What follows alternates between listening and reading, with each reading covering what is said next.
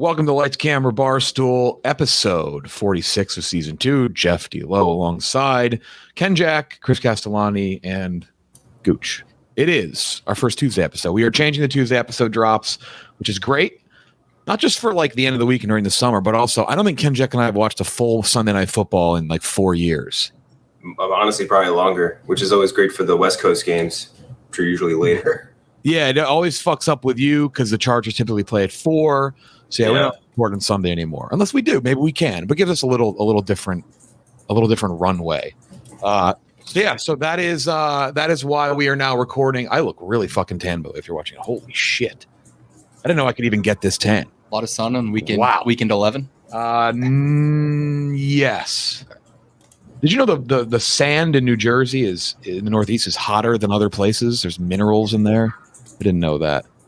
No clue. I didn't know that till this weekend. 2 interviews today. One was Zoey Deutch. She's in Not Okay, the movie we're reviewing today. We had her in studio. That was awesome. And then at the end, interview sort of with Joe Manganiello.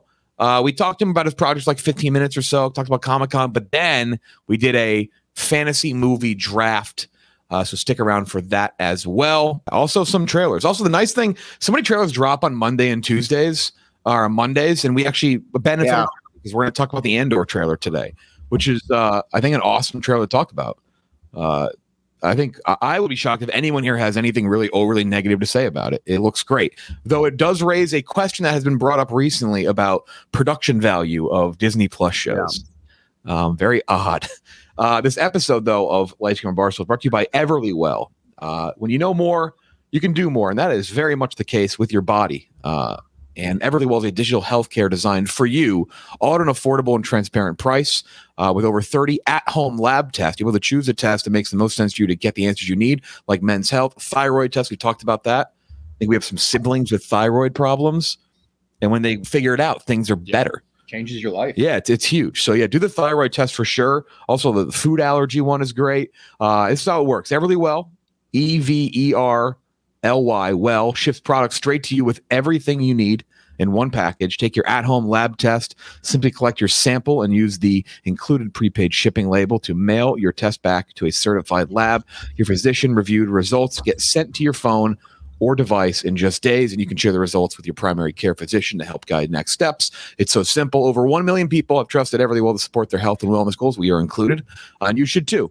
Again, thyroid test, allergy one. That's the one I did. Everlywell is offering a special discount of 20% off an at-home lab test at everlywell.com/LCB. That's everlywell.com/LCB for 20% off your next at-home lab test. Everlywell.com/LCB. I would suggest doing it. It's a nice little thing to try out. There's a couple different things. You don't want to do like a full-ass go to the doctor type thing. So check out Everlywell. Some trailers. Some iconic LCB people we're going to talk about today. But first, an update on a few weeks ago, we played a TikTok of actually 2 things, two TikTok related things. The guy who auditioned for SNL, what was his name again? Jake Novak. Yeah, so he has been. You sound great now, Kendrick. By the way, he has not posted on TikTok since that TikTok. That's the guy who did. He compared himself to Lin-Manuel Miranda and who else? He said he was Lin-Manuel Miranda but cooler, basically. Samberg. Sammy Berg. A cross between Sammy Berg, Lin-Manuel Miranda, and Andy Sammy. He is. So I went to look at him for something. I was like, he hasn't posted. I wanted to know. He has not posted since that. I would actually say you're partially to blame on that. Gladly. I'm not ashamed about that at all. But he has been found, and he's actually kind of like popping off, not his TikToks, but people are taking TikToks of him because he's at Disneyland. Yeah, I saw that. Was that actually him? Yeah, it was. Confirmed? It absolutely was, yeah. He's one of the Dapper Dan's barbershop quartet people. It's unfortunate. So I'm actually going back to Disney in December. We don't want to do Christmas at home. So we're like, all right, we'll go to Florida. We'll see my grandparents. We still get like some Disney perks. We're just going to do that again. I'm disappointed I am very bummed he's not in Orlando. He's in California because I would have loved to have met this man. Hey, my co-host bullied you off TikTok. I don't want to shit on the guy, but is he the most obvious like Disneyland, Disney World employee? Oh yeah. Oh, absolutely. But Ken Jack said it. He has talent. He's a talented dude. It's just so misplaced where he decides to apply his talent. Like he needs like I don't know, like a ghostwriter or something. It's actually like the perfect outlet for him. Yeah. Yeah, no, I think you're right. At the same time, okay, in that video, like that original TikTok was that was like a parody of a parody. Not even the worst one though. But at the same time, I didn't find it any less funny than most of what's on SNL nowadays. That's true. Yeah, that is true. That was one of the funnier things. Ken Jack did get quote tweeted. Are you on the computer? I'm actually. Can you stay there? I'm gonna have you share the next TikTok with our account here so everyone can watch it.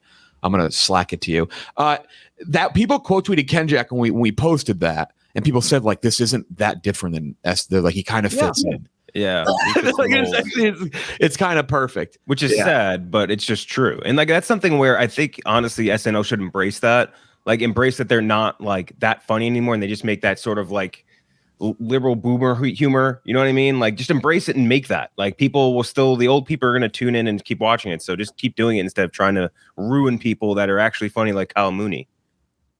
It again, if you don't remember the TikTok, go check it out. Search who is Jake Novak. This is sharing it. Stop playing.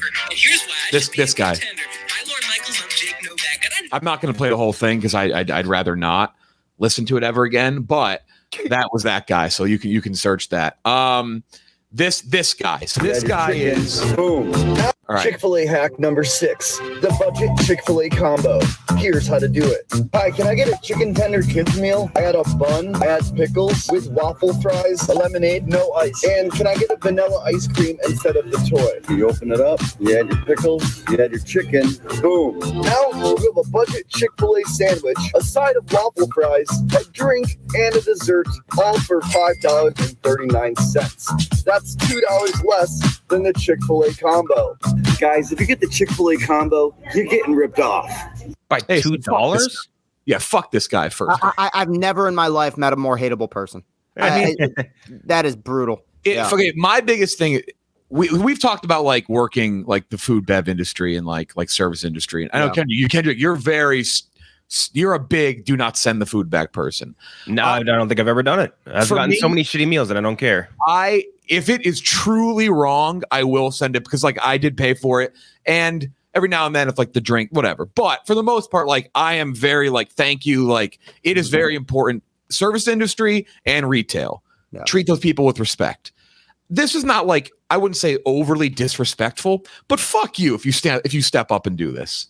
Mm-hmm. Well, it just, I mean, that's so many little additions and changes. People in line are waiting, and like and he's like, "Oh, I've saved $2." There's no way the Chick-fil-A small is that tiny. Like he's making it seem like he's getting a Chick-fil-A small item. There's like 3 fries in there.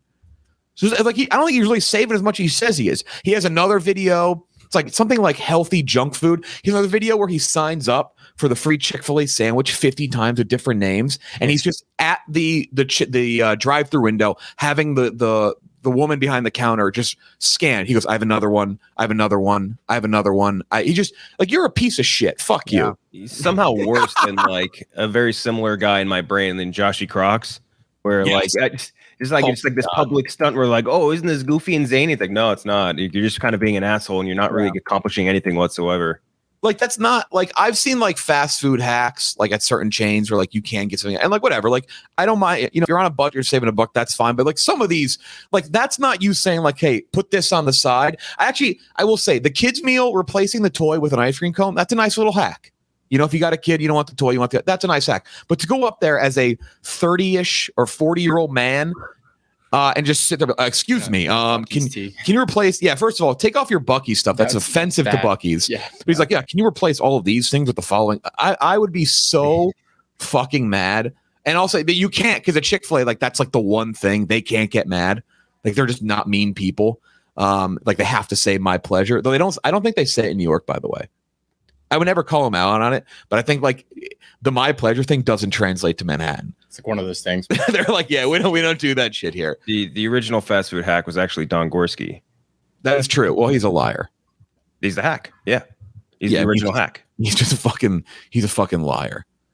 Like it just like also it's just imagine a reminder if you don't remember who Don Gorski is. That's the guy who's eaten multiple Big Macs every day for like 40 years. Claims to never gain weight because he walks to McDonald's. Midwest John Lennon. Yeah, he also if he didn't look like John Lennon, I think I would have a significantly less problem with him. Mm-hmm. Like I wouldn't have as much a problem as I do. But he's just a huge piece of shit. I just don't like him. I think he's a liar. Is he better or worse than Morgan Spurlock? Well, Morgan Spurlock did admit to sexually harassing people. So Yeah, he copped it on his own, like Jamie Lee Curtis. Yeah, nobody called him out. I mean, he's like, hey, by the way, I did sexually harass a couple of my employees. Like, okay. So you're just thanks for the heads up, Morgan. is that it? There we go. And he maybe not as bad, but close to almost as bad. Getting rid of supersized meals. I mean, Correct. That is like tough to look back on. I hate when you're on Twitter and like those old like they post like old pictures of like what fast food used to look like, and it was like terrible for us, but god damn, did it just? I'm not going there to be healthy. That was the problem with the Burger King Status fries. They're like, hey, these are healthier fries. Yeah, but if I'm going to Burger King, like the health conscious part of me is not present. That's the thing, right? It's like, why are you even going to bother if you're actually going to a fast food place? Don't even pretend. People say that the large now is as big as the supersize was. That's not true. No, it was massive. The supersize was obnoxious. It was huge. Maybe it's because I was a kid and it seemed bigger, but like it looked. I just remember nice. Yeah. No, it was big. People were mad at us. People were upset we didn't talk about something last week. It was the Klondike bar. It was Choco Taco. Yeah, it's a bit. It's a marketing bit. I'm not going to acknowledge it any further. I'm not a Choco Taco person. Yeah, neither am I. I like it. I think it's really good. I'm not going to acknowledge this marketing bit where they do the look, we got Crystal Pepsi just to make people want regular Pepsi more. Fuck you. No, I know you're going to bring it back. So don't even lie to me. It'll absolutely come back. Remember that was no, they actually did. So Hostess did go out of business. Remember, like they went bankrupt and they're like, that's it. Save the Twinkies. They're never coming back in. Like, yes, they are. Someone will buy Hostess or whatever they did. Right for the recipe. Another thing, I've never been big on Twinkies either. There's so many better pastry. I don't like Twinkies. I'm not a Twinkies guy either. I agree with you. Yeah, no, I don't like the traditional Twinkie. Like I've had like the chocolate, which it's fine. It's just a chocolate cake with icing in the middle. Give me a nice Swiss sponge. cake and a Diet Coke. What? A Swiss cake roll. A Swiss. That pairs well with Diet Coke. I think a Swiss roll consistency is just not good. You ever see like on a cooking show someone trying to make a Swiss roll? Like I think I watched it on a Great British Baking Show or whatever. It is an impossibly hard dessert to make by yourself because you need to like basically make a lasagna out of chocolate and cream and then like roll it up into a thing. It's like so hard. It's crazy. I respect the art, but I still don't like Swiss rolls very much. Yeah. Is there like a regional? I feel like Drake's Cakes is only the East Coast. Did you know about that till you moved here? No. Drake's is very New England, Northeast. I don't think you have that in Michigan. Drake's, it's like the little duck guy, the goose. No, not familiar. I assume it's just Hostess.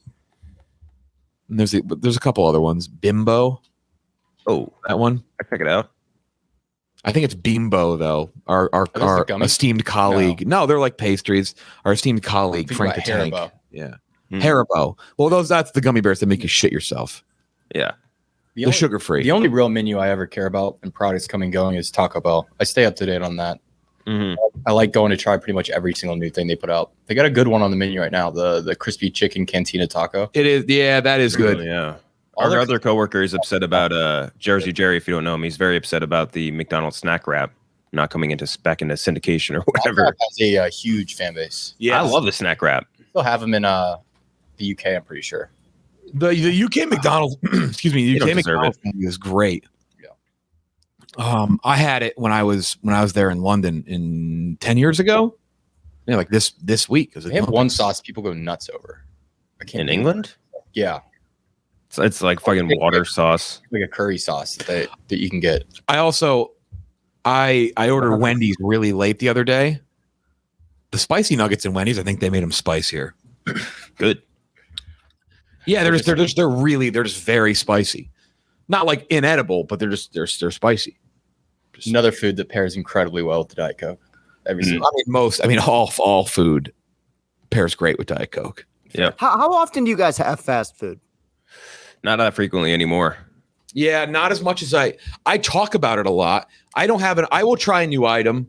I also used to be able to like I could put down, if I ordered right now, like a double quarter pounder and like 2 fries and maybe like I can't get through fast food anymore. I waste a lot. If I order, I waste a lot of money. It's not great. Yeah, I probably go 3 times a week. 3 times a week fast food. I think I eat a lot of food that's shitty for me, but most of it's now just like seamless ordered from somewhere else. It's not Kenjack and fast food. Kenjack and I would order it probably every day if we could, but we're like 2 of the only people in the office who, like you, a couple of other colleagues, they eat fast food like it's Every day. It's like insanity. It's nutrition, and they don't gain any weight. It's so frustrating. I have it. I probably have fast food about 4 or 5 times a year at this point. Really? Right now. I have the metabolism of a fucking glacier, so I can't eat food. Yeah, you'll that's a Jim Norton quote, by the way, but it's true. It's just like I can't. And when I have it, I just feel like shit. It tastes great, but it's been so long since I've had. It slows me down so much. It's almost like I went on like a night of drinking after I ate fast food. It's like I'm just sitting there so slow. Yeah, that's a good way to put it. In my fucking gut, like a pile of bricks. It's terrible. Yeah. I don't like. I mean, I guess because I've been binge drinking all summer, but I don't like eat a lot. Like like right now, like on the weekends, and I'll have like one meal at like 2 a.m. And like that's kind of it. But I haven't really I haven't ordered a ton of. I'll get it now and then. Like I'm pickier now about it. I had 2 Detroit style slices yesterday, and this morning was just hell for me. Just absolute hell. Was not ready for that much cheese. Oh, those Detroit slices. That's why I don't have it. It's that same thing. I don't like it. It ruins me. I had wings yesterday. I had probably the best wings I've ever had in my life in Asbury Park, New Jersey, called Joe's Rotisserie. Unreal. I was worried. I was like, I don't think I'm going to be able. I was actually going to go for a walk later. I'm like, I don't think I can function. I actually ended up feeling great. I slid by, but there are days. The one that kills me the most now is Chipotle. Chipotle, I actually will not eat it anymore. Chipotle is everything everybody says about Taco Bell. Yes. True. Shit yourself. Like it makes me shit myself every time. If I have the tomatilla red hot salsa from Chipotle, that is in my body and out of my body within 15-20 minutes. And it's like having a tracer. You know it's going out because it's hot as fuck. Yeah. What was that South Park thing? What was it, Chipotle Away with Dead Billy Mays, where he was selling? It was like specific underwear for people who eat at Chipotle. Yeah, that's the episode where Michael Jackson takes over Baby Ike's body. Right. Oh. So and I don't know Taco Bell's, but I know like Chipotle, all their meat is very fatty. Their sauces, some of them are like crazy. Like the red tomatilla salsa at Chipotle, sometimes it hits very spicy. And I think it does things to your body that the Taco Bell, you're right, Kendrick. It shouldn't, or you just said you shouldn't get. Taco Bell gets too much shit sometimes. Taco Bell. No pun intended. People go to Chipotle because they think it's a more elevated version of Taco Bell. They're like, yeah, you went to Taco Bell, you're like a fucking dirtbag scumboy, and like I'm a elevated human being that went to Chipotle. It's like, no, you're not. It's like the same, probably the same suppliers on every single food item that it goes there. It's the same shit, except at least you accept who you are when you go to Taco Bell. It's like, yeah, no, because like, so I mean, I'll get an acai bowl every now and then just to reset the body. Acai bowls are horrible for you. Yeah. Unless you just like get like nothing. When nobody gets nothing in their acai bowl. But there is that, like, there's that vibe from, like everyone has that kind of one person who's like, oh, ate healthy today, Chipotle acai bowl in the morning. Yeah. It's like, you get ice cream and then just fat from chicken. Mm-hmm. I've never had an acai bowl. It's intimidated me too much since I moved to New York City to try it. My country ass literally looks at it. It looks at the menu and I'm like, I don't even know where to start here. So I just haven't tried it.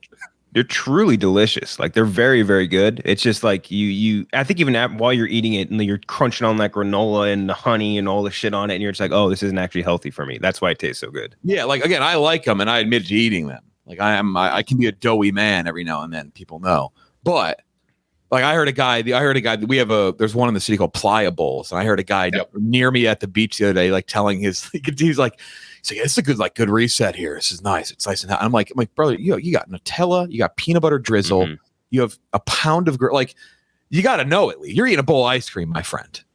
You're seeing ice cream at this point for breakfast, which is fine. You can do that. It's been food talk. Good 20 minutes. Point being, Choco Taco. I support it coming back. It's gonna come back. Yeah. It's not my. I don't have like a. Choco Taco to me used to be sold at Taco Bell. That was awesome. Oh, really? Yeah, but way back when. Back when every Taco Bell had the little coin game on the counter, that's how long ago they need to bring those back. They do. Those are awesome. I think if I remember correctly, Hank at Barstool, whose family owns some Taco Bells, I think he has one of those. He physically owns one. Right. Like not in the city, but like somewhere. I think he has one. Those are cool. You know, it's a sneaky great, by the way, just speaking about ice cream and fast food. One of the greatest desserts I've ever had. One of the only desserts I've ever had from a fast food place is the Burger King like pot Oreo cake slices or whatever. The ice cream cake slices. Now you're speaking my language. Those were so good. Yeah, those are great. Yeah, Oreo, the Hershey pie, all those. Yeah, those were absolutely unbelievably delicious. Every time when I was a kid, like in high school, anytime we'd go to Burger King, that was like a must order. They're so good. People forget this is a big Burger King podcast. Yes, we are Burger King guys. I don't know, Chris, are you? Yeah, I am. I mean, I haven't been there in a while, but that's not a boycott thing. I just haven't had a lot of fast food. Yeah, Burger King. You best about is Little Caesars the king of Michigan? Not really. People make a big deal out of it, but like I've never heard anyone say, "Hey, let's go out to dinner tonight at Little Caesars." It has a genius business model, but no, it's not. It's not the king of Michigan. It's just it's shoved down people's throats because of the Illiches created it and own it. But I don't know of anybody who's adamant that Little Caesars is at the top of the spectrum in terms of best places to eat in Michigan. Top of the Michigan chain. All right, news. Andor trailer, big one, big one from Disney. Delayed, kind of. It's like a month. Yeah. I actually saw the delayed tweet before I went up to turn. I was like, oh fuck, when is this coming out? It was only a couple weeks. It was going to overlap a lot with She-Hulk, I know, right? Yeah. Which I didn't get. Like, why not space it out a little bit? Like there's an overlap of fans there. It is the prequel to Rogue One, obviously, because spoiler alert, Cassian Andor absolutely perishes in the movie Rogue One. Stellan Skarsgård probably gets the biggest he looked awesome reveal in the trailer. He's playing a character named Luthen. Genevieve O'Reilly playing Mon Mothma, who I believe played her in Revenge of the Sith, was supposed to and was kind of cut, some scenes cut. Yeah. Obviously the red-headed rebellion leader who you see in Return of the Jedi. Forrest Whitaker back as Saw Gerrera.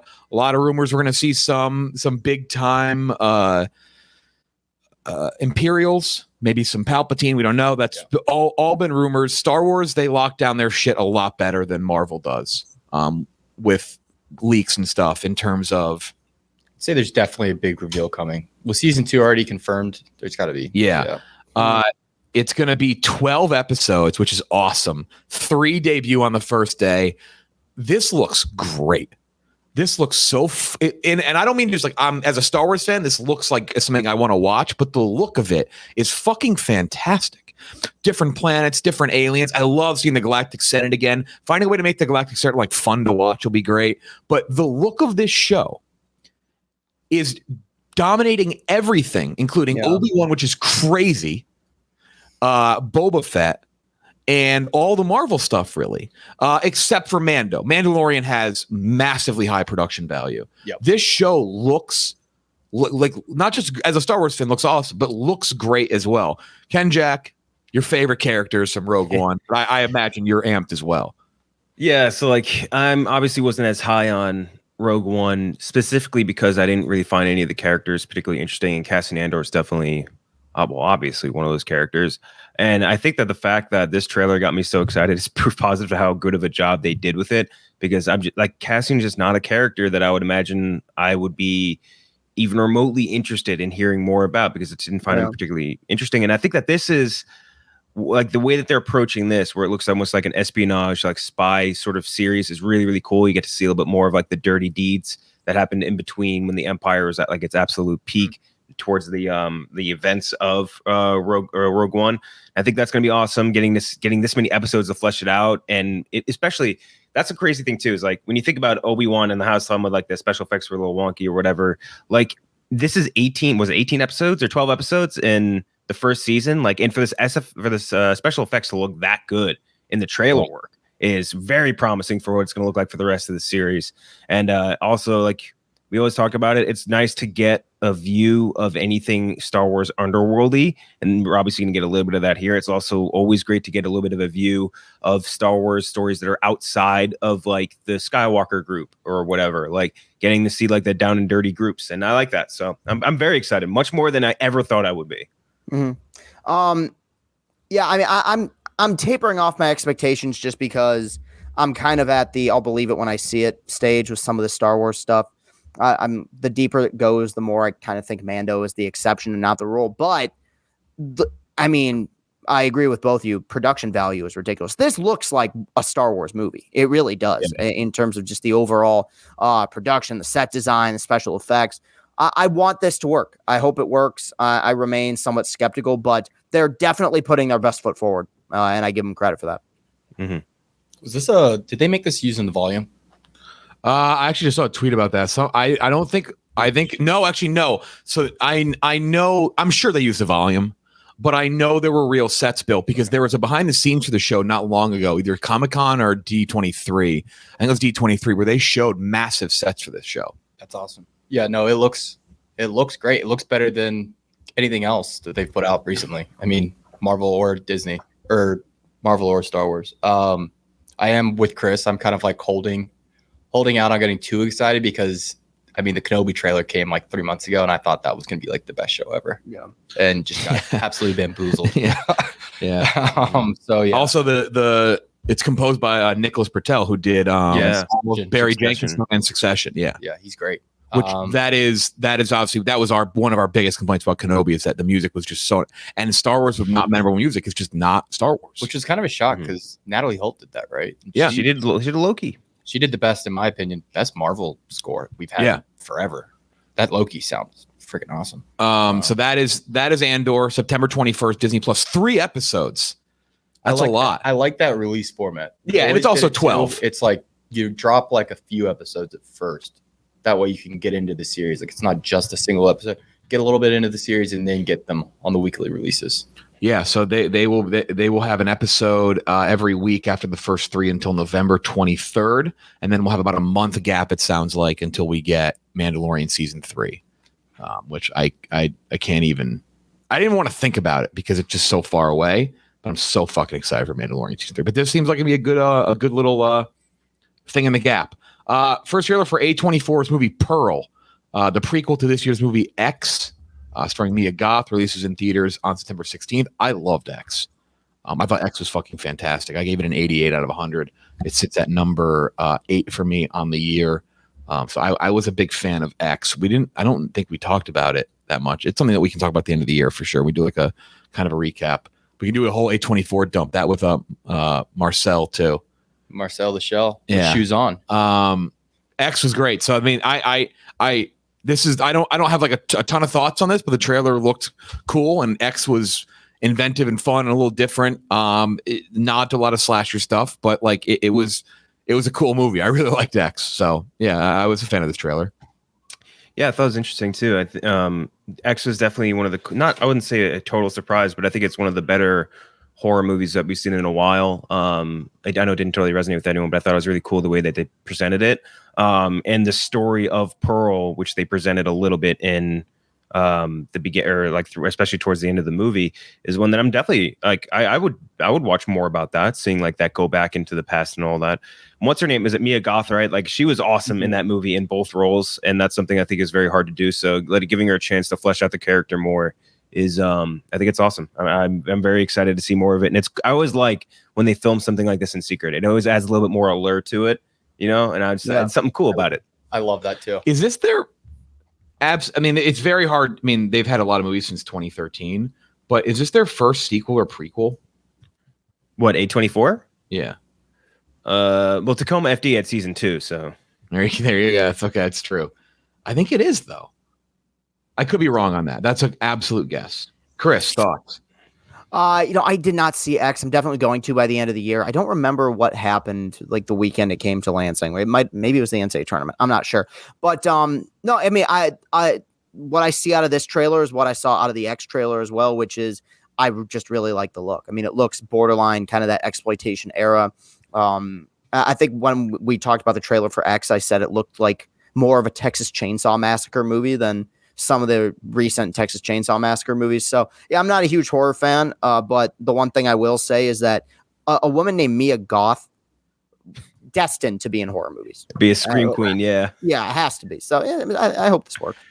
That's a good point. It's a good question. By the way, before I forget, I think I saw someone make everyone does the Marvel timeline memes after they drop it or whatever. Someone did one with A24. Like they did like A24 sequel movies as part of the timeline. It was very funny. I forget where it is though. A24. I got her real name is wild. Yeah, it is. Oh, no. Mia Gypsy Mello de Silva Goth. Wow. De Silva. Mia Cool Gypsy Mello de Silva Goth. Wow. I mean, shit, that's kind of cool. Shia LaBeouf. That's right. Also, Kenjack, you noted it on Twitter, and we don't think it's him, but it looks like the prequel character C.O. Bibble in. It does. It certainly does. What a character arc for that piece of shit. If he turned out to be, yeah, I mean that would be something. I think it would be. I would actually like it if he turned out to be like an antagonist in one of these movies. Like I think that would actually kind of rock. That's the type. So we texted you, me, and Robbie about it. And I didn't know. I said I do think he's probably dead by the time the events of Andor happen, because he is very much human. What if he was immortal? C.O. Bibble. He discovered all the secrets from Darth Plagueis. Like that was part of his deal when he helped out the Emperor. Also, we did see Chancellor Valorum in the trailer. No, for Andor, he was in there for like 2 seconds. What's his name? Was Terrence Stamp? Terrence Stamp. Yeah, Mon Mothma was talking to him. I think. Really? That must have went right over my head. Wow, I did not see that. I know Terrence Stamp hated doing Star Wars. Let me see. Shit, like that's a classic old guy move in Star Wars lore to hate doing Star Wars. Yeah. Honestly, that might be him. I'm pretty sure there's a little scene where he's talking to Mon Mothma. C.O. Bibble. What's that? That might be C.O. Bibble. You think he actually joined the Empire? So according to Wikipedia, which will give you the canon, C.O. Bibble attended the funeral of Padme shortly after the formation of the Galactic Empire. Around that time, he chose to retire as governor. However, instead of an election being held in which former royal handmaiden Sasha was heavily favored to win, the Empire replaced position with that of imperial governor and appointed Panaka the position. Captain George Lucas, right? No, that's Panera. That's not Panaka. That's someone else. Panaka is an imperial officer in canon. Yeah. So maybe he came back and he ends up being a Moff Panaka. So maybe he ends up, maybe Bibble goes in and ends up working for the Empire. Yeah. That would be awesome. How does a planet have both a governor and a queen? That's a great question. I feel like it goes against democracy there, but it's beside the point. Naboo is fucked. Naboo is totally fucked. Yeah. Bad planet. Kind of deserved to be taken over. Yeah. Beautiful place. It had those giant ass tick monsters that the Anakin rode around. Yeah, the pigs. Testicles, yeah. Yeah. Really, really, really wonky CGI on that. What's the name of the character George Lucas played in the movies? Where he's the guy in the blue? Yeah, the guy in the blue. He's like Panaka. Yeah. And he has like a little role in Clone Wars as well, if I remember right. Like him and his daughter do something. Yeah. Anyway, that was A24's Pearl. The Gray Man getting a sequel. Congrats to Chris. I'm just surprised. I didn't think it did that well, but I don't know. It only had 50 billion views on Netflix, so definitely one of their underperformers, according to them, and their own stats and resources. But country watched it only once, so it's not. Yeah, that's not a shock. A lot of budget. They invested a lot in there. So I'm not totally stunned. Again, I really incredibly inoffensive average movie. Yeah, the more I think about it, the less I like it. I have my opinion has not changed on it at all. I actually rewatched it because people were like, "Can we?" I was like, I don't have any opinion change on this whatsoever. I'm pretty excited to see if they can different with Nope though. Fix the problems from the first one though. Yeah. they'll do something more. I think that'll be kind of the fix going into the next one, is doing something more original, because that is the most common complaint, is that it's like more jump. there's nothing new. More jump shots. Nope is up to 100 for me. I saw Nope a third time because I went to go see Mrs. Harris Goes to Paris, and they couldn't play the movie. Yeah, see, that's the movie. The more I think about, the more I like it. Yeah, Miss Harris Goes to Paris. Yeah, I'd agree with that. Yeah, Miss Harris Goes to Paris. they're like, hey, do you like the showtimes line up? You can see Jurassic World Dominion, or you can see Nope. I was like, I guess I'm going to see Nope again. Like, I'm not leaving. I'm like, when can I watch Mrs. Harris Goes to Paris? And they said maybe not at all today. Like, all right. Well, I had that kind of experience yesterday. I bought tickets to see DC's League of Super Pets. I got to the theater and I realized I bought the 4DX tickets, which is where the seats like move and it sprays water on you. And like one trailer started and like it sprayed water on me. And I was just like, Jesus. Nope. Left the theater and walked next door and watched Vengeance.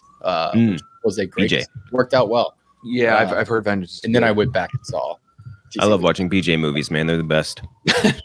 We'll talk about DC League of Super Pets More next week a Page little guy. bit. We're doing Bullet Train next week, by the way. New look at Brandon Fraser in The Whale. Yeah. Fraser plays fat. the English teacher. He does. He looks very fat. You're right. Suffering from severe obesity, who tries to reconnect with his teenage daughter, played by Sadie Sink, for one last chance at redemption. This is going to go to all the festivals, and people think he may have a chance to win Best Actor. Yeah. If he just nominated, I'll be happy. I mean, it's one of the most Oscar baity synopses I've seen in a while. Yeah. Right. It's, very much. which I can get on board with because it's Brendan Fraser. But yeah, I felt bad because some of the comments in the comments section when we posted the picture of him were like, "Damn, Brendan Fraser really let himself go. Like the prosthetics look good enough where people thought that was actually him now." And I was like, "No." Yeah. I finally found that tweet I was looking for, the A24 Phase 5 movies. I saw that. Yeah, Nothing, Nowhere, All at Once, Bad Time, Before Yang, Above the Silver Lake, Cut Gems, Ninth Grade. It's I love that. I love that shit when they do that into a different sub-universe. I would watch Ninth Grade, by the way. Elsie Fisher, so goddamn good. And this and Barry, in 8th grade and Barry, both great. In terms of The Whale, I'm really excited about this. This is actually probably one of my more highly anticipated movies for the rest of the year. Obviously, there's the Brendan Fraser connection that you guys have, but if we're talking Oscar bait, one thing that the Academy loves is aging actor who's been out of the game for a while coming back with their big, I'm still here, a rah-rah performance. And ironically, the example that always comes to mind when I think of that is The Wrestler. Mickey Rourke, I was about to say, yeah. Well, Mickey Rourke, but directed by Darren Aronofsky, who's doing The Whale. And Aronofsky, I mean this as a true compliment. I love how miserable his movies are. Like, just in the side, he just loves making movies that are entirely depressing, that often feature remarkable performances. And I think we're going to get something similar with this. So I'm really rooting for this, and I hope it's great. Mm-hmm. Which anime did you rob this time? Jack. Yeah, true. Yeah. Guy's the number one anime robber. Forgot about that. Premieres at Con, whatever you want to fucking call it. Premieres at Fast Food Con. Yeah. Another Pinocchio trailer. Guillermo del Toro's Pinocchio, starring Ewan McGregor, Finn Wolfhard, Cate Blanchett, yada yada yada. Hits Netflix in December. Okay. It's number 4. So number 4 fourth Pinocchio movie in the last 3 years. I'm fucking sick of it. I'm no more Pinocchio. We're done with it. Yeah, I don't. I mean, I'm sure it's like really good. Yeah, it's Guillermo del Toro. I'm sure it's, but like at the same time, stop. Yeah, stop making Pinocchio. Which done fairy with tale's Pinocchio. up next? Which one are they going to go? Are we going to get a run on? We had a Rumpelstiltskin. He needs a run. We had the Robin Hood. It's going to be a Goldilocks and the Three Bears. And the Three Bears are all going to be played by Andy Serkis, and it's going to be motion capture work. and that'll be the next trilogy. I feel like. I would love a run on Rumpelstiltskin movie. Rumpelstiltskin, dude. I'm telling you, he's fucking due his day in court or whatever. Oh, they did one of Red Riding Hood, right? Like a horror one. Oh, no, it wasn't just called a Red Hood or whatever. Like yes, the Red Hood. Where was No. Amanda Seyfried, right? Yeah. Gary Oldman was in it, not giving a shit at all. Jack Black did Gulliver's Travels, and there's another one of those too. don't forget the who was it? Fucking Jeremy Renner, Hansel and Gretel movie. Yeah, no, Hansel and Gretel Witch Hunters. Yeah. yeah. Fun. Those ones, if you do those old school like German ones, like do a lot of those. You could go anywhere you want with them, but like Tortoise in the Hare is I'm sure they'll make one out of that sometime soon. But there actually is a Rumpelstiltskin in development. No fucking way. Yeah, starring Peter Dinklage, but that's as of 2018. So I don't know if that's okay. Still happen. I mean, they must. I mean, I hope they were like, yo. Who's that? Who's the story with the little kid that the little Dutch kid that puts his finger in the dam wall that's breaking? Do one on that kid. I forget his name. Or Humpty Dumpty. Humpty Dumpty deserves some time in the sun. Isn't there one where the kid puts his finger in a pie or some shit? That's American Pie. He puts his dick in a pie in that one. Yeah. There's a fairy tale pie. Fairy tale pie movie. That's not. I know what you're talking about. There is It's not Tom Tit Tot. Yeah, there's one with a fucking pie. Little Jack Horner. Little Jack. That's not it, but that sounds. He put it in his thumb. He pulled out a plum and said, "What a good boy am I." Wait, what's that one? Put his thumb into a pie. Little Jack Horner was the name of it, Jeff. Yeah, he puts his fucking finger in the pie. That's a rookie move. You got to use the pointer and the middle finger. Yeah, everyone knows that. Jack Horner is not the name of a little kid. That's a full life baseball player. Yeah. Yes, exactly. Little Jack Horner just takes his mom's pie and he sticks his if you Google it, every photo is just him with a plum on his finger, sticking his finger in the pie. Why is there a full ass plum in a pie? That's just bad baking. This isn't even a story. It's a page. It's a 1-page nursery rhyme. It's got a plum so much. And every one he looks different too. I'm like looking through every one of these pictures. He does. It looks creepier every time I see him. You can tell culture and society caught up with him because he's no longer a plump little boy. He's more like he's I mean, little Jack Horner has to be a fat guy. That's just the thing. Like, and then there's big Jack Horner who's a skinny guy. That's how that works. Yep. Trailer Blonde, starring Ana de Armas as Marilyn Monroe, rated NC-17, hits Netflix September 28th. I mean, this thing's been hyped up big time. The horny crowd is all over it. That's us. I don't know. I don't know how it'll be. This mystery horny crowd is all over it. You're talking to them. You're listening to them, folks. Yeah. I saw a lot of complaints about the accents. Did her accent bother you guys? 100%. Yeah. It's noticeable, I would say, for sure. And it's not her fault, right? Like, I'm sure like she's making, a real attempt at it, but it bothered me. I do not think I'm going to like this movie at all. I don't think so. I think I'm in the same camp as you, but we'll see. Now, I'm a big Dominic guy. I feel like you are too, no? Or I feel like you'd be a big assassination of Jesse James by the coward Robert Ford guy. Yeah. Yeah, I mean, I it's been so long since I saw it. I remember thinking it was really good. I guess this is this is a movie, like pop culture pet peeve of mine. I have never fucking understood the infatuation culturally that we have with Marilyn Monroe. I just don't get it.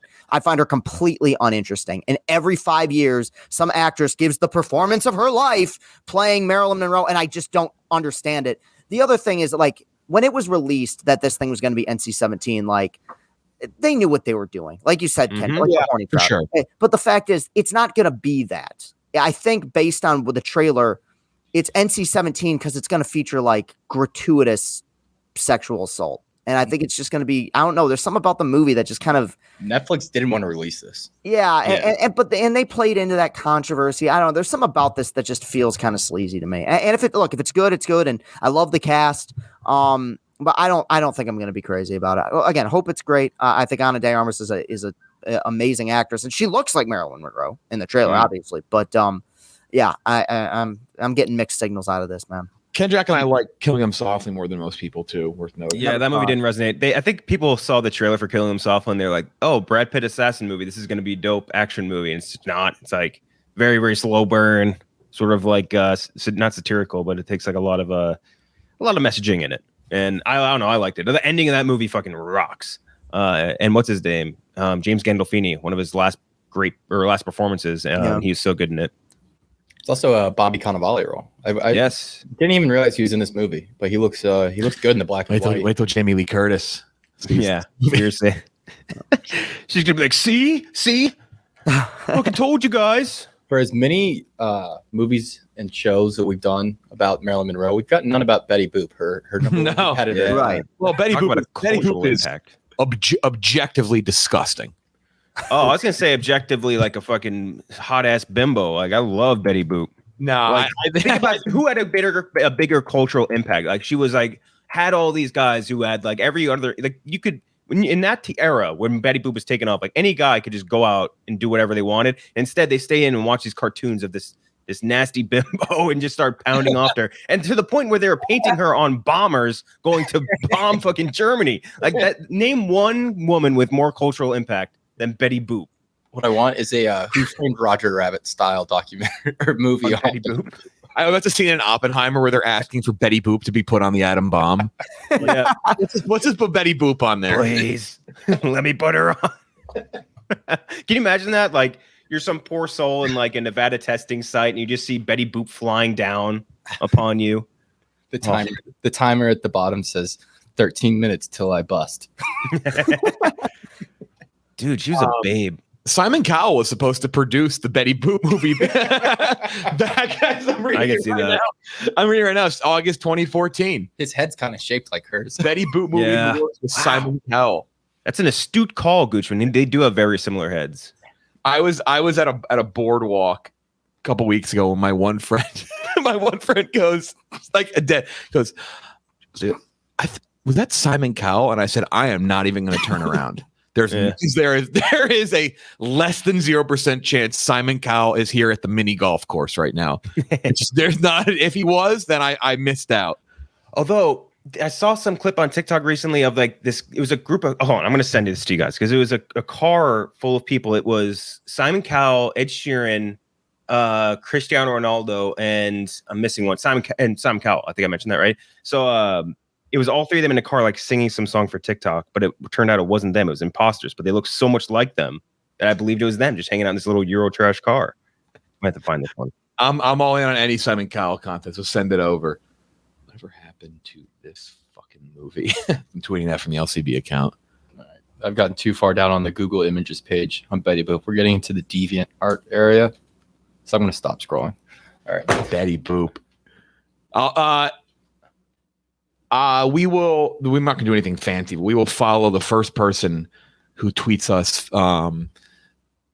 fan fiction of Betty Boop making out with Peter Griffin. You'll get a follow.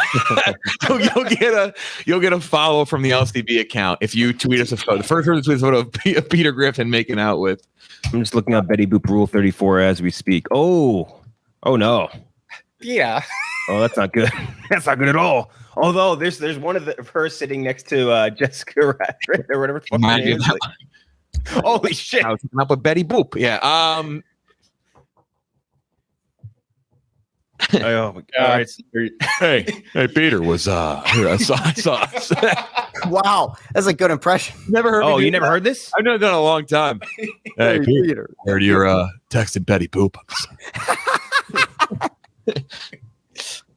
It's not bad, right? That's really good. No, My one friend back home, my buddy Matt, shout out Matt Turner. He's in the Cedar Park video. If you've ever seen that, he can do both Peter and Joe very well. I used to be able to do Cleveland, but I feel like it's not okay to do it anymore. no, the own voice actor got canceled for it, didn't he? No, he by himself said like I'm not going to do it anymore. I feel like it feels fucked up. All right. Yeah. Hank Azaria doesn't do a poo anymore, does he? Right? No, he bowed out. Yeah. There's the ultimate crossover of video is Nancy Cartwright, who voices Bart Simpson, hanging out with the EA Sports guy. Oh yeah. That's one of my favorite. I love that every year that video pops back up where he's like, do the voice, and then some kid no, kid, not bad. EA's not bad. I'm gonna try this one on for size, and he'll go EA. I love that. That's like one of my favorite videos. Gets posted once a year on the Barstool Sports account. So that's it for trailers. I think A live action. Here's the file list under things I don't give a fuck about. A live action Eragon series in development at Disney. Hey now. I know people love the books. I know That movie was trash. Sorry. it was The movie so was bad. terrible, but I think the series has potential. Yeah, Yeah, for sure. the book cover was iconic. If you went to elementary school, We haven't had good. Well, I guess we have a full show coming up. I was about to say we don't have it. We haven't had good dragon content in a while. But there's a whole ass series called House of the Dragon coming up. that is true. Yeah. So maybe Every time I not. was dragging these nuts across your face. Remember that one? Oof. Oof. Eat that one, Gooch. Do you guys see the Betty Boop, the Rule 34 I sent you guys? Yeah, that's did not know that I needed that in my life, but apparently I do. No, you absolutely did. my fucking god! Show Goochman. What the fuck, dude? Can you send that? Don't even lie. You guys are a little bit like, Jessica Rabbit looks fucking hot. Damn. Dude, Jessica Rabbit, Betty Boop. They were both. They were both. Yo, Betty Boop has the fatty in this one. My God. Those Betty Boop's eyes could squeeze a fucking watermelon. Look at this. Betty Boop is the definition of a busty petite. Yes. When we had a radio show, we talked about Betty Boop quite a bit.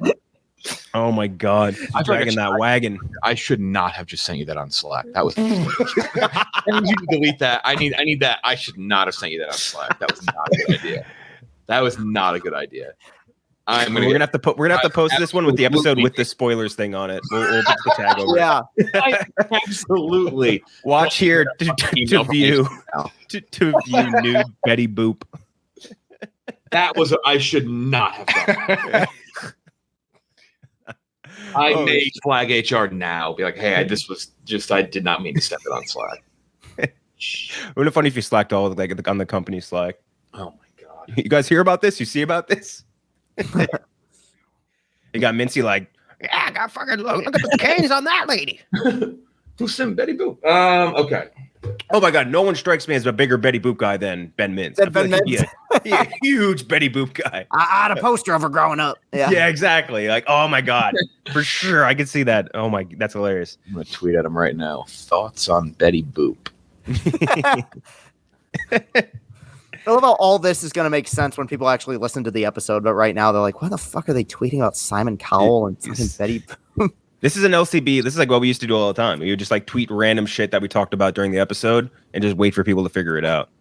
And usually, most things were Betty Boop adjacent too. Yeah, it's like Come on, the same please. universe. Nobody seems to care. Mm-hmm. Simon Cowell go walking into a studio exec's office saying, I want to make a Betty Boop movie. It's just like he has the goodwill. It's at Warner or Sony, whoever does One Direction. Like, hey, I got you guys One Direction.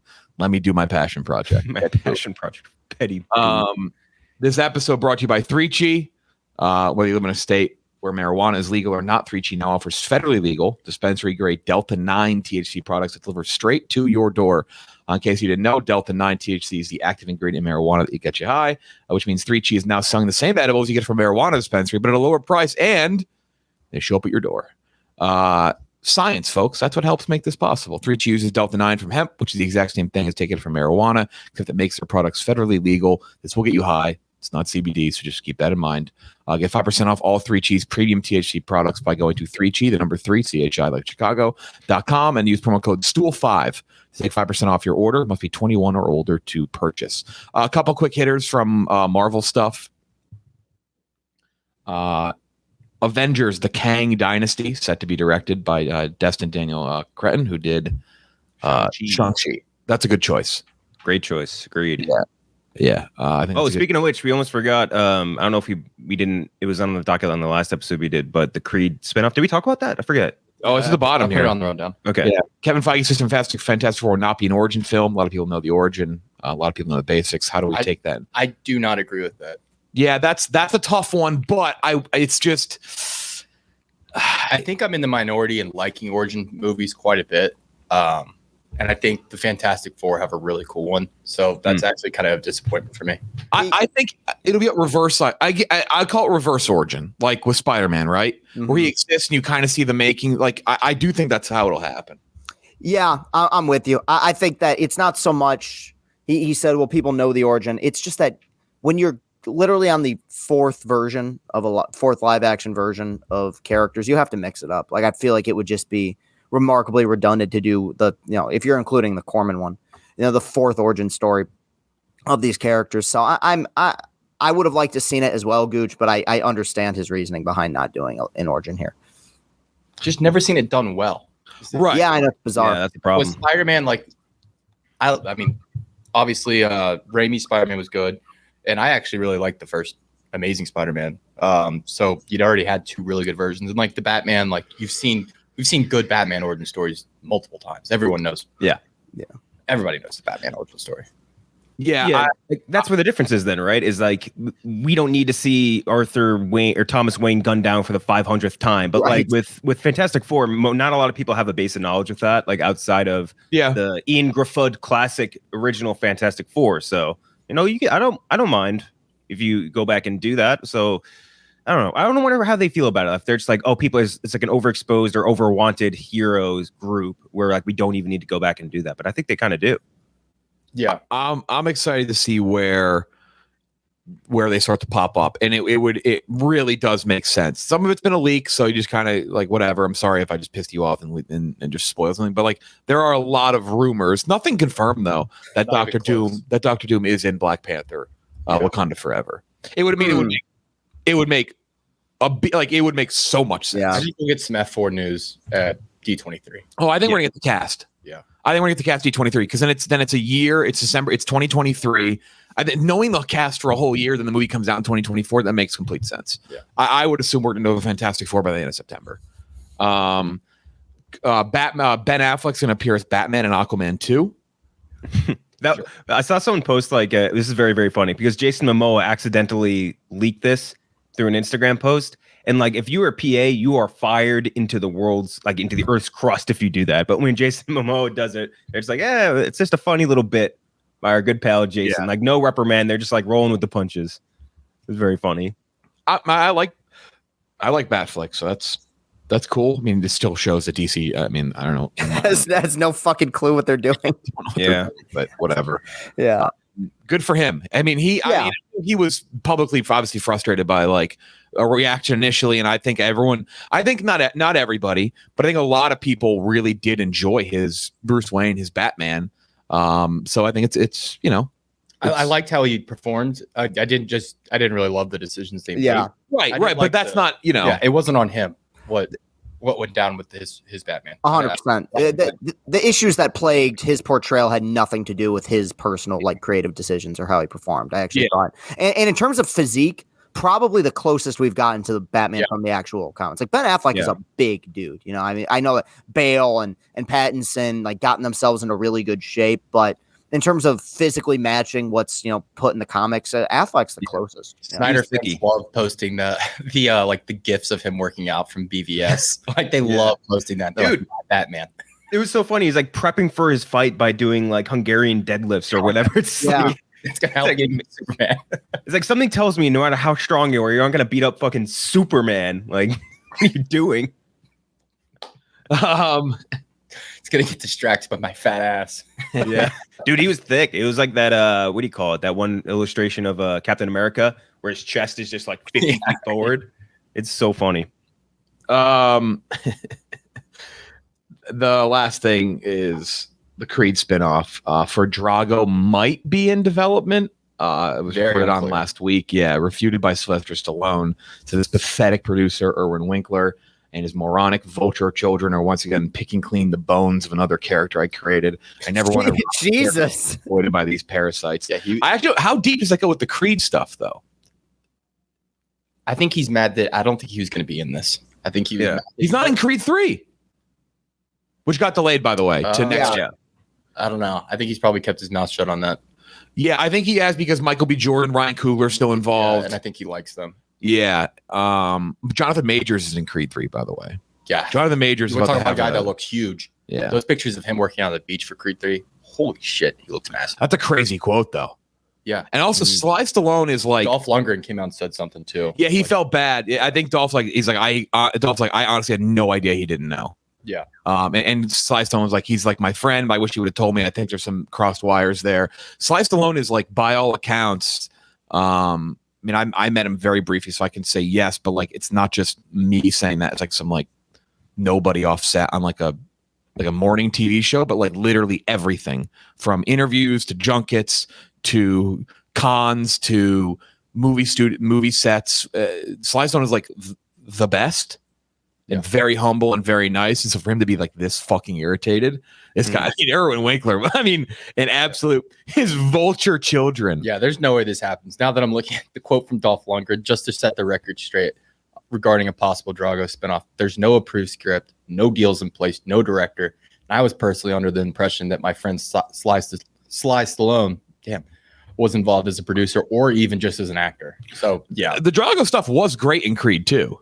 Mm-hmm. It was. I don't know if it warranted a full spinoff, but it was the best part of that movie. Yeah. Yeah, the Drago stuff was awesome in Creed 2. Yeah.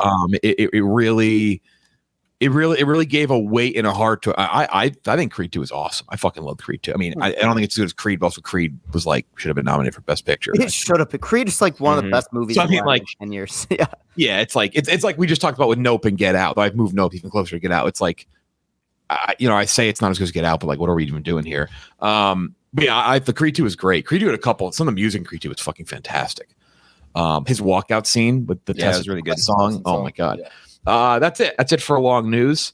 Couple interviews today. We're gonna have to go back in and edit in a pickup here. I forgot we have the Joe Manganiello thing as well. Yeah, that's right. Losing my that's days. going out today too. Yeah, we have a draft with Joey Mang. He was great. He's awesome. The longest recurring guest 4 times now. We did a fantasy movie draft with him, and we had a funny edit to it at the beginning. We had to set some ground rules, and he threw out his initials. He's like, all right, well, if we're doing this is what I'm doing. It was a fun interview. So we have Joe Manganiello at the end of this episode, a draft, fantasy movie draft with him. And next up, we have Zoey Deutch talking about her new movie, Not Okay, which you can stream on Hulu. And maybe Disney Plus, you live in other countries. What's Disney Plus called and Hulu called in like other countries? Star, yeah. There it is. I think that we're going to end up with that here soon. Here's the interview. We are very excited to be joined by Zoey Deutch. Thank you for stopping in. We don't get many in person anymore these days, so this is very special. I know, but how can you be sure that I'm real? Yeah, that's true. That's true. You can touch me and see. Before the interview, though, we'll have to embarrass you a little bit. You did have our disgusting, dusty office. Something got in your eye, yes. No, it was not your office. I think it was just like a Q-tip. I was like trying to smudge some makeup. And it's a boring story, but I had something in my eye. It was a bad first impression. I apologize. I stormed out of here, you guys. We try not to take the guest like to the bad part of the office because this is a lot of clutter and liquor. A lot to get to today, though. But you have a new movie coming out, which we have just seen yesterday. Oh, great. Not Okay. Not just in it, also co-producing it as well on Hulu, July 29th.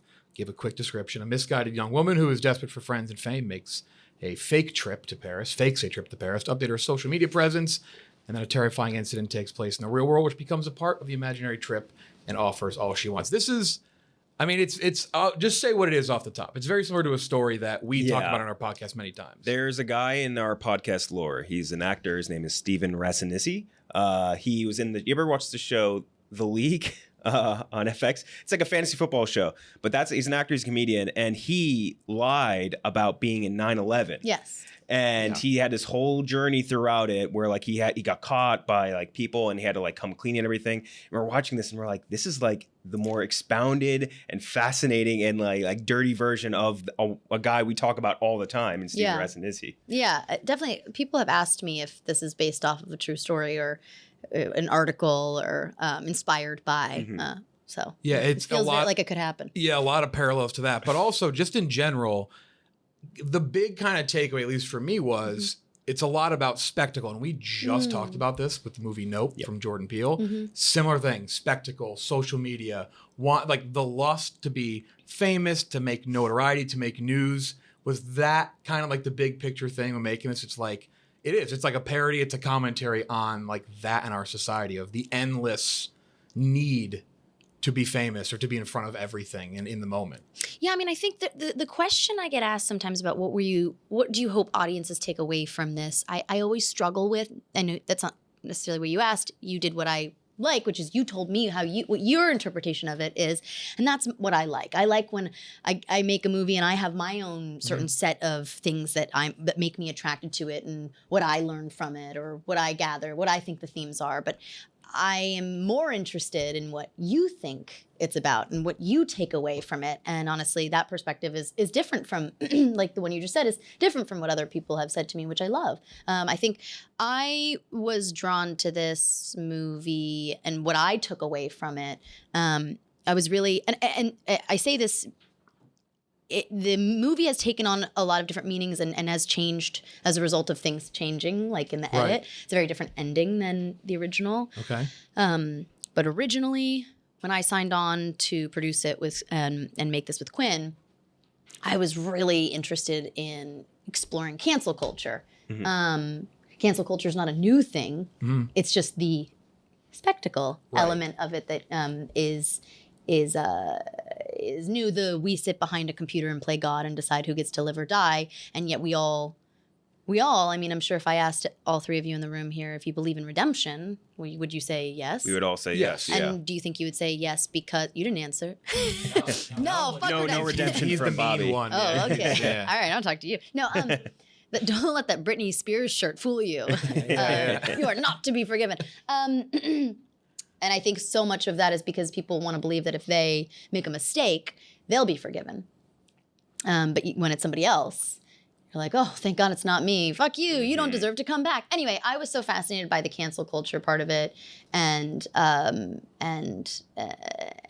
exploration and what that has to say about our culture. And it's not just your character. 'Cause your character, I guess, would be the antagonist she is the villain, the bad person, but also, well, I don't know if I agree with that, but you can think that. but around your character are horrible people too, like kind of in every walk of her life. Even like some of the comments, like I won't spoil any jokes or anything, but like your character's parents make a couple things and you're like, all right, like I see what we're doing here. Like there's a moment in the movie that's pretty climactic and people are filming it and you're like, all right, like they're just as bad in a sense. The one that stuck out for me, I used to work in morning TV, is when your character goes on like a morning TV-esque show and kind of, hams it up, jokes around, whatever, and then says one serious thing and one important thing, like, well, all the time we got to go do, I think it was goat yoga. We got to do the more important things for this money-making machine of our show. Yeah. Because like that is the other thing I'm sure you took away as well. It's like it's not just kind of the bad person that we're showing. It's everyone around it just continues to force it, like the ability and need for that spectrum. Right, which brings me to the point that she's a product of her environment. Of course, I'm going to be defensive of her. I have no interest in judging somebody that I play. That just doesn't bode well for the story, for the script, for the movie. I have to find my way in. And she's a product of her environment. I always would say the smoke, not the fire. Sure. She is misguided. She is privileged. She makes a massive mistake. I am only defensive of her because I think she's an amalgamation and a combination of like so many different people and things and problems in our culture, but she is not, in my mind, the villain nor the hero. Mm-hmm. Sure. She's I don't know. I want to feel bad for you. I was like the whole thing. I'm like, damn. It's tough. Right. Everybody stink, which is very true. Everyone does stink. Yeah. So you, like we mentioned before, you're an executive producer on this as well. Third one, at least from we could tell on IMDb, that you've produced. Can you explain to us anyway, in our audience, just like what that is? Like we're 5 years old. Just like explain the process of that. Of producing? Yeah. Honestly, I want someone to explain it to me. No, I'm sure you guys are very privy to this. The title of producer is so ever-changing and not ever. Maybe the word is more like vary. It varies drastically. Like you can be a producer if you give the money for the movie, if you fund the project. That can give you a producer title. If you are somebody who finds the money, you can be a producer. You are a producer if you work very closely with the director and in the development process and writing it and giving notes. You can be a producer if you're the one who's literally logistically hiring and getting the bills out and doing like there are so many different types of producers. I'm not the money one. I know you're shocked to hear that. I'm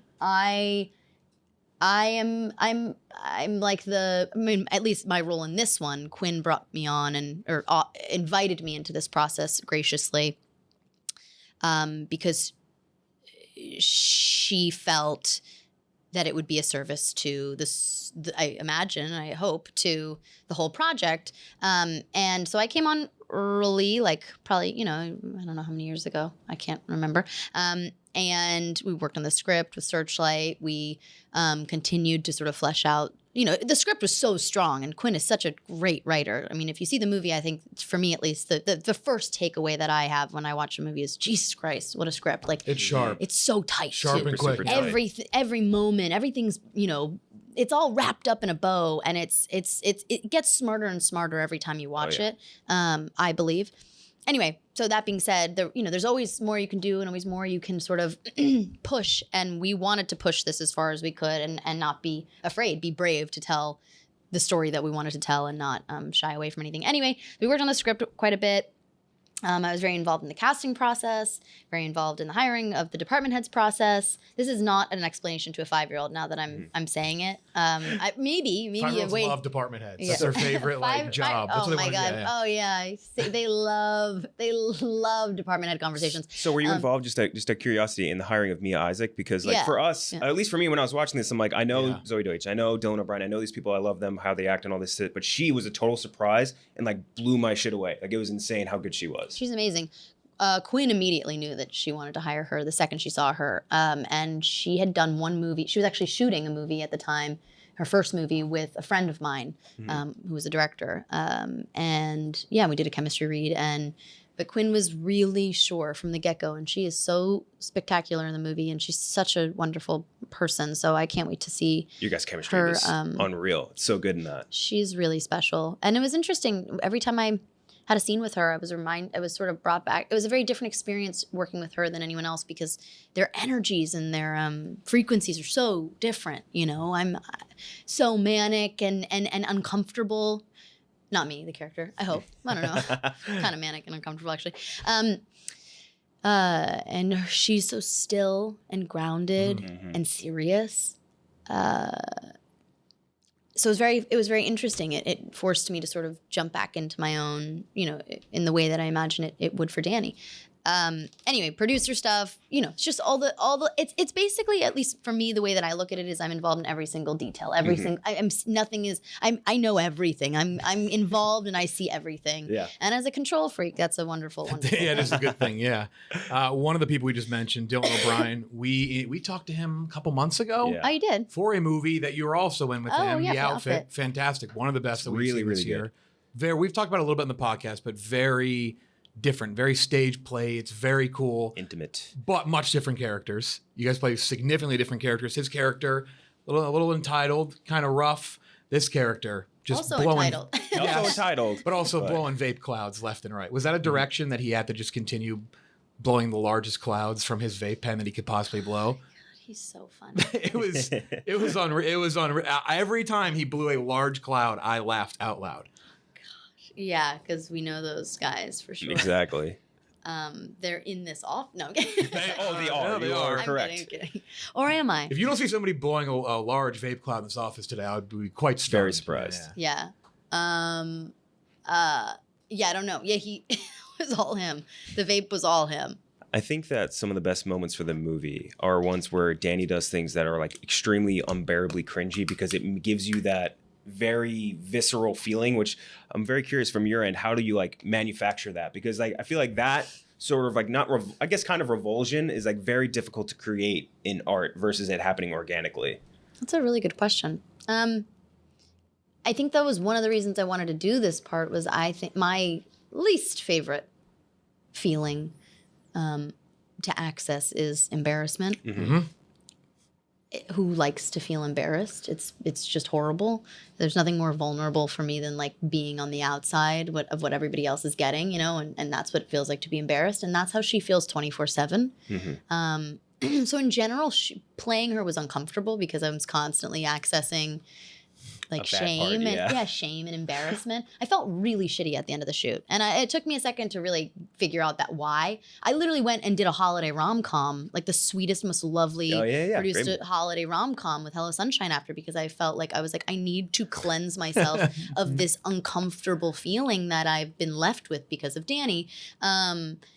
So in terms of like, how did I access that? I think I accessed it by really genuinely playing this like a straight drama. Mm-hmm. There was no joke to me ever. So in those moments of cringiness, or those like maybe moments where I watched it with an audience and people were laughing a lot. Mm-hmm. And so those may be what people perceive to be jokes. Like there was never a joke to me. There was never a cringy moment to me. This was all like, I'm playing this very straight. So in that way, you feel that because you feel the energy of the crew around you. You feel the energy of the other actors being like, oh my God, and you're like, what did I do? You know, so you naturally, if you're playing it straight, every time you play it straight and you feel that around you, if you're a sensitive person or a sensitive, you'll feel that and then you're embarrassed. So that's how I would do it. Okay. So there's a lot of that from Quinn in the script, a lot of those moments, or was any of that like ad-libbed, like, oh, this would be better for this moment? This was not all the like, yeah. that stuff is, that's just, I don't know what, but. Yes, I'm a bad secondhand embarrassment person. I even found myself in the movie. There's like one or two moments. There's one moment early on in an elevator where I actually paused it for a second. I was like, all right, this is like, I had trouble getting to like The Office. I'm like, oh, this is very cringe. Like I know it's about to happen. I now imagine that I've been in this scenario before and I can't like.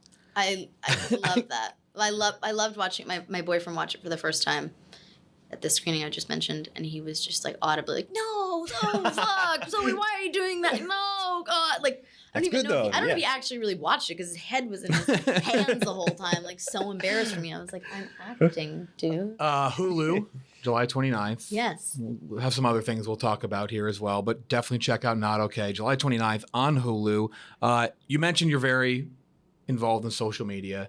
You've been thrown in casting rumors before, especially in like the superhero world. Your name, I believe, was tied to Batgirl. What is the most ridiculous or out there rumor that you've ever seen tied to something that you might play? Well, that one I screen tested for, and I found out I didn't get the part by a press release that somebody else did, which I thought was a interesting move. But that's a very nice way you just said interesting move. Yeah, it's very polite. Yeah, very polite. Yeah, it's showbiz, kid.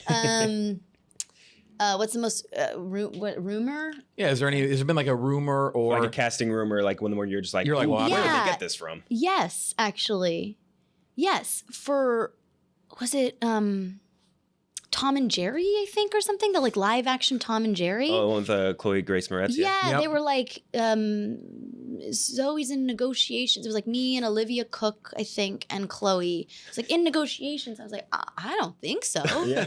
And I was like, I don't know where this is coming you from. secretly screen tested for Tom and Jerry. I had no idea. I had no idea. I was drugged and screen tested, and I had no idea. Was not aware of that. But otherwise, I mean, I can't quite think. But yeah, I've definitely seen stuff and been like, huh? I don't think so. That's not me. You did an interview with Dylan for, I believe, this movie or The Outfit, and you talked about Marvel, I know, and he even joked. He was like, all right, don't say anything, because the second you say it, it just... Any words. You could just say a superhero. Well, you could say a hero right now. Yeah. And we could be really rude and clip it, and boom, tomorrow it'll be like, oh, she's thinking about playing this. Well, that when we were doing The Outfit, there was some rumor. I don't even know what it was called. There was a rumor that he was in talks for this character, and he was like, I'm absolutely not. Like, and he was like, even if I say I'm not, people don't believe me. They think I'm trying to perpetuate. He was like, I'm really not in talks. No one's talking except for you guys. Yeah. In that same vein, is there a role, because you mentioned like screen testing for Catwoman or Batgirl, and like, is there any role where you auditioned for it, you really, really, really wanted it, but you didn't end up getting it? Like, what's the number one where you're like, I wish I could have had that role? Hunger Games. Hunger Games for Katniss? I screen tested for Katniss, but knew I didn't get it because in the screen test, he was like, why don't you read this other part? Literally. But yeah, that one was a little painful. And then like every show that, I'm trying to, No, I was just gonna say I had to like at one of these award shows I gave like the best limited series award out, and every single one that was nominated, You were in it. Okay, I had auditioned and not You not gotten. got- Yeah, that's Like during the pandemic, they were like only 4 projects that I auditioned for that I really wanted, and all 4 of them I was like, and the award goes to, and I wanted to be like, and the award doesn't go to. Don't worry, if you lose, I lost too. I didn't get any of these parts. Yeah. I don't know, but yeah, Katniss was a Yeah, tough one. that is a big one. Yeah. Plenty of properties out there though. Yeah. Would you really want to anchor I mean, it's a dumb. We ask this question all the time, and I know you get this whenever you do a junket, whenever you do whatever. We have to ask it. It's like, would you want to do X project that makes $1 trillion? But like, is there like a thing out there? And I'm not just like a Marvel, but anything like a book maybe you grew up with, or a story like I would like to anchor like a franchise. I would, that. but I don't know what it is. I mean, You know, like a dream project like that. That's like a big like tentpole-y thing. not that's coming to mind immediately. No, I can't think of anything at this exact moment. No.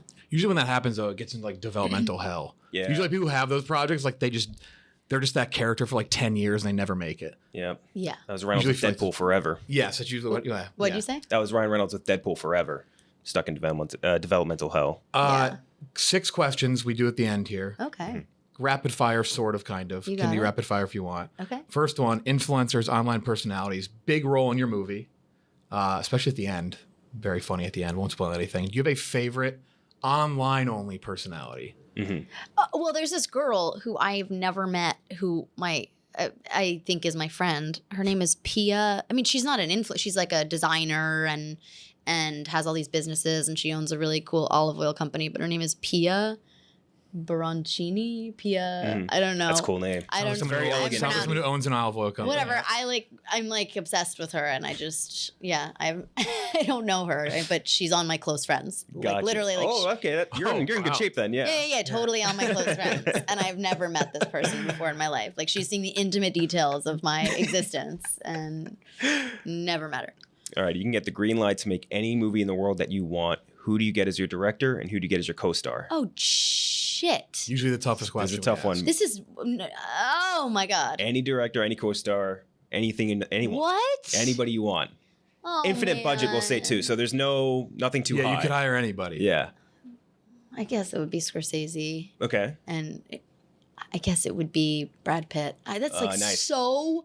I know. We've never got a Brad Pitt actor. Yeah, that's a the first time. yeah. How do you not? Well, no, he's the greatest. He's the greatest movie star alive. I would have to pick. Anyone him. who makes it their thing that they eat in every movie and every scene Yeah. is just a Well, genius. I've stolen that from him. I don't know That's if just- you realize You it. do eat a lot in this movie. I just realized any that. Yeah. any movie you see me in, except for the one in December that's coming out because they wouldn't let me eat ever, Mm-hmm. which was whatever. I'm always eating. I stole that from him. That's like Always. it's the most genius acting trait of all time. Trick. Really. All right, hypothetical here. Speaking of franchises, they're remaking, rebooting Back to the Future, and you are asked to play Lorraine. Do you do it? I don't think you've actually been. I don't know if you've been asked this. I actually have never looked. been asked that. That's crazy. Would you do it? Shit. Well, I already have the dress, so I have the prom dress. Well, that's pretty cool. That's a great movie. That's a piece prop. of movie history right there. I know Yeah. I wore it for Halloween.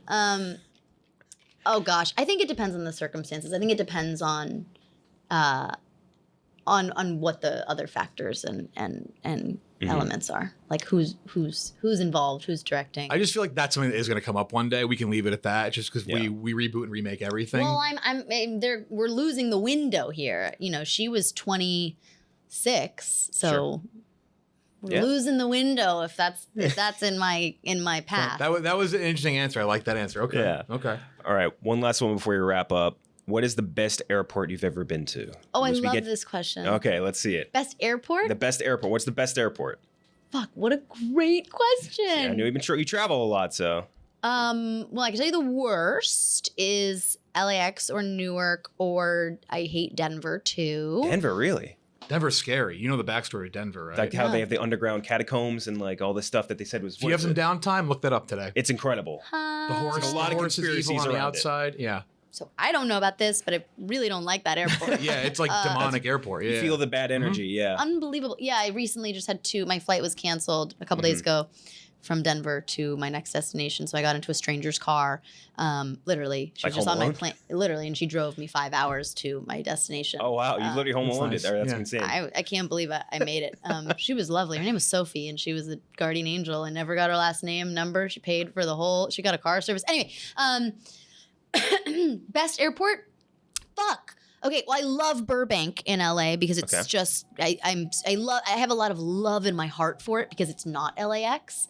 So it's sort of like if you go to like a if you date like a mediocre person after like somebody who's emotionally abusive, you're like, they're great, I love it, but like they're not that great. They just aren't emotionally abusive. It's all relative. That's how I feel about John Wayne in Newport. Same thing. Yeah, it's like it's not the best, but it's certainly not LAX, and for that I am grateful.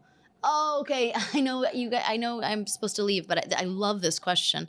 Can you see how much I care about this? This one? is like we are a very movie intense. podcast, but I care more about stuff like this and like Yes. chain restaurants, so it's okay. You can And what? Like chain restaurants. What do you Favorite chain restaurant? Favorite chain restaurant? Holy shit! Well, You do have to say an airport. for you. Okay. Oh God, chain restaurant. Like, does Panda Express count? That's fast food. Absolutely. CPK. Like the Absolutely, artichoke dip at CPK. Fast food, fast casual, all counts. Yeah, like oh my God, I fucking love the artichoke dip at CPK, and their Shirley Temples like are unparalleled.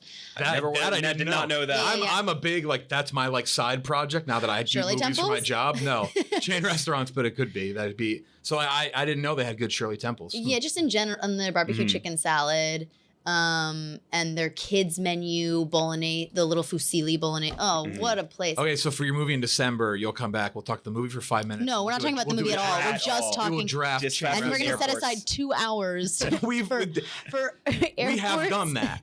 Airports Yeah. and chain restaurants. Like that's what I should be talking about. Like that's where I That's actually. important. Yeah. But yes, and I actually have like a well of information to share with the world, Oh, not You the do. You catacombs. just.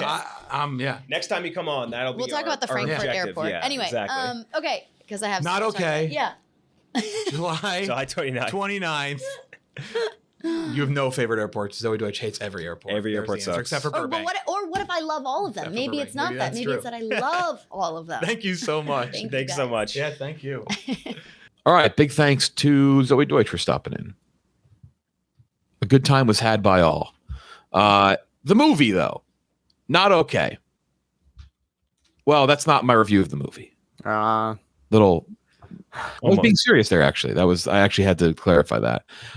Not okay. A misguided young woman who is desperate for friends and fame fakes a trip to Paris to update her social media presence. A terrifying incident takes place in the real world, which becomes a part of the imaginary trip and offers all she wants. She fakes being in a bombing. It is very similar to a story. We just talked about it very briefly in the top of the interview, which I don't think it would seem to not really influence it that much, at least from her end. Steve Ranzanizzi. Is it Ranzanizzi? Ranasizzi. 9/11 Kevin. Ranzanizzi. It's the 9/11 Kevin. 9/11 Yeah. Kevin, baby. Do you know about this, Chris, by the way? Oh yeah. Okay, just making definitely. sure. It was a pretty. What was it, about 5-6 years ago? And he was on Stern, right? And he was just like, "Yeah, I fucking lied." Yeah. I won't play the audio today because we don't have it synced up. But the audio of him on. So he told Mark Maron. So Steve. Oh, was it? Kevin told Mark Maron on his podcast he got very deep about being in the towers on 9/11. And then it came out that he lied. And I think he went on Stern and talked about it. But if you search Pete Davidson very famously lost his father in 9/11. He talks about it, funny enough, with Jim Norton, who you referenced earlier. Yeah, I was on back when it was Opie and Jim, right? Just Right after- Opie. Yeah, it was Anthony had left. It was Opie and Jim. And they talked about it. And it is it's an unreal listen, like how disgusted they are. But and it's Pete Davidson. You've heard him on the roast, he's taken the joke well, and he's made fun of his dad passing 9/11, stuff like that. But he's like, this is fucking. He goes, this guy's a piece of shit. But he actually, Joe, and we'll get into the review here. He actually says in that thing, I'll spoil it. The one thing he said that will always blow me away is he said he messaged Steve Ranzanizzi that hey, I got into comedy too. I love that you also have that connection to 9/11 and you can use it as your comedy inspiration, whatever. And he said, I always found it weird because he replied to my DM and said, yeah, something like that. And he goes, that's odd. That's weird. Yeah. That's a weird reply. He goes, then he's like, I thought nothing of it. He's like, whatever. And he said, then when it came out, he goes, well, that makes sense now. So anyway, very similar story to 9/11, Kevin. And maybe some other things as well. Stars Zoey Deutch, a newer actress, Mia Isaac, in a pretty big role. Also Dylan O'Brien. We interviewed Dylan O'Brien about another movie a few months ago, The Outfit, which Zoey Deutch and Dylan O'Brien are both in as well. A couple of the recognizable side comedic characters as well. I quite enjoyed this movie. I enjoyed it quite a bit. I think the writing in this movie is very sharp.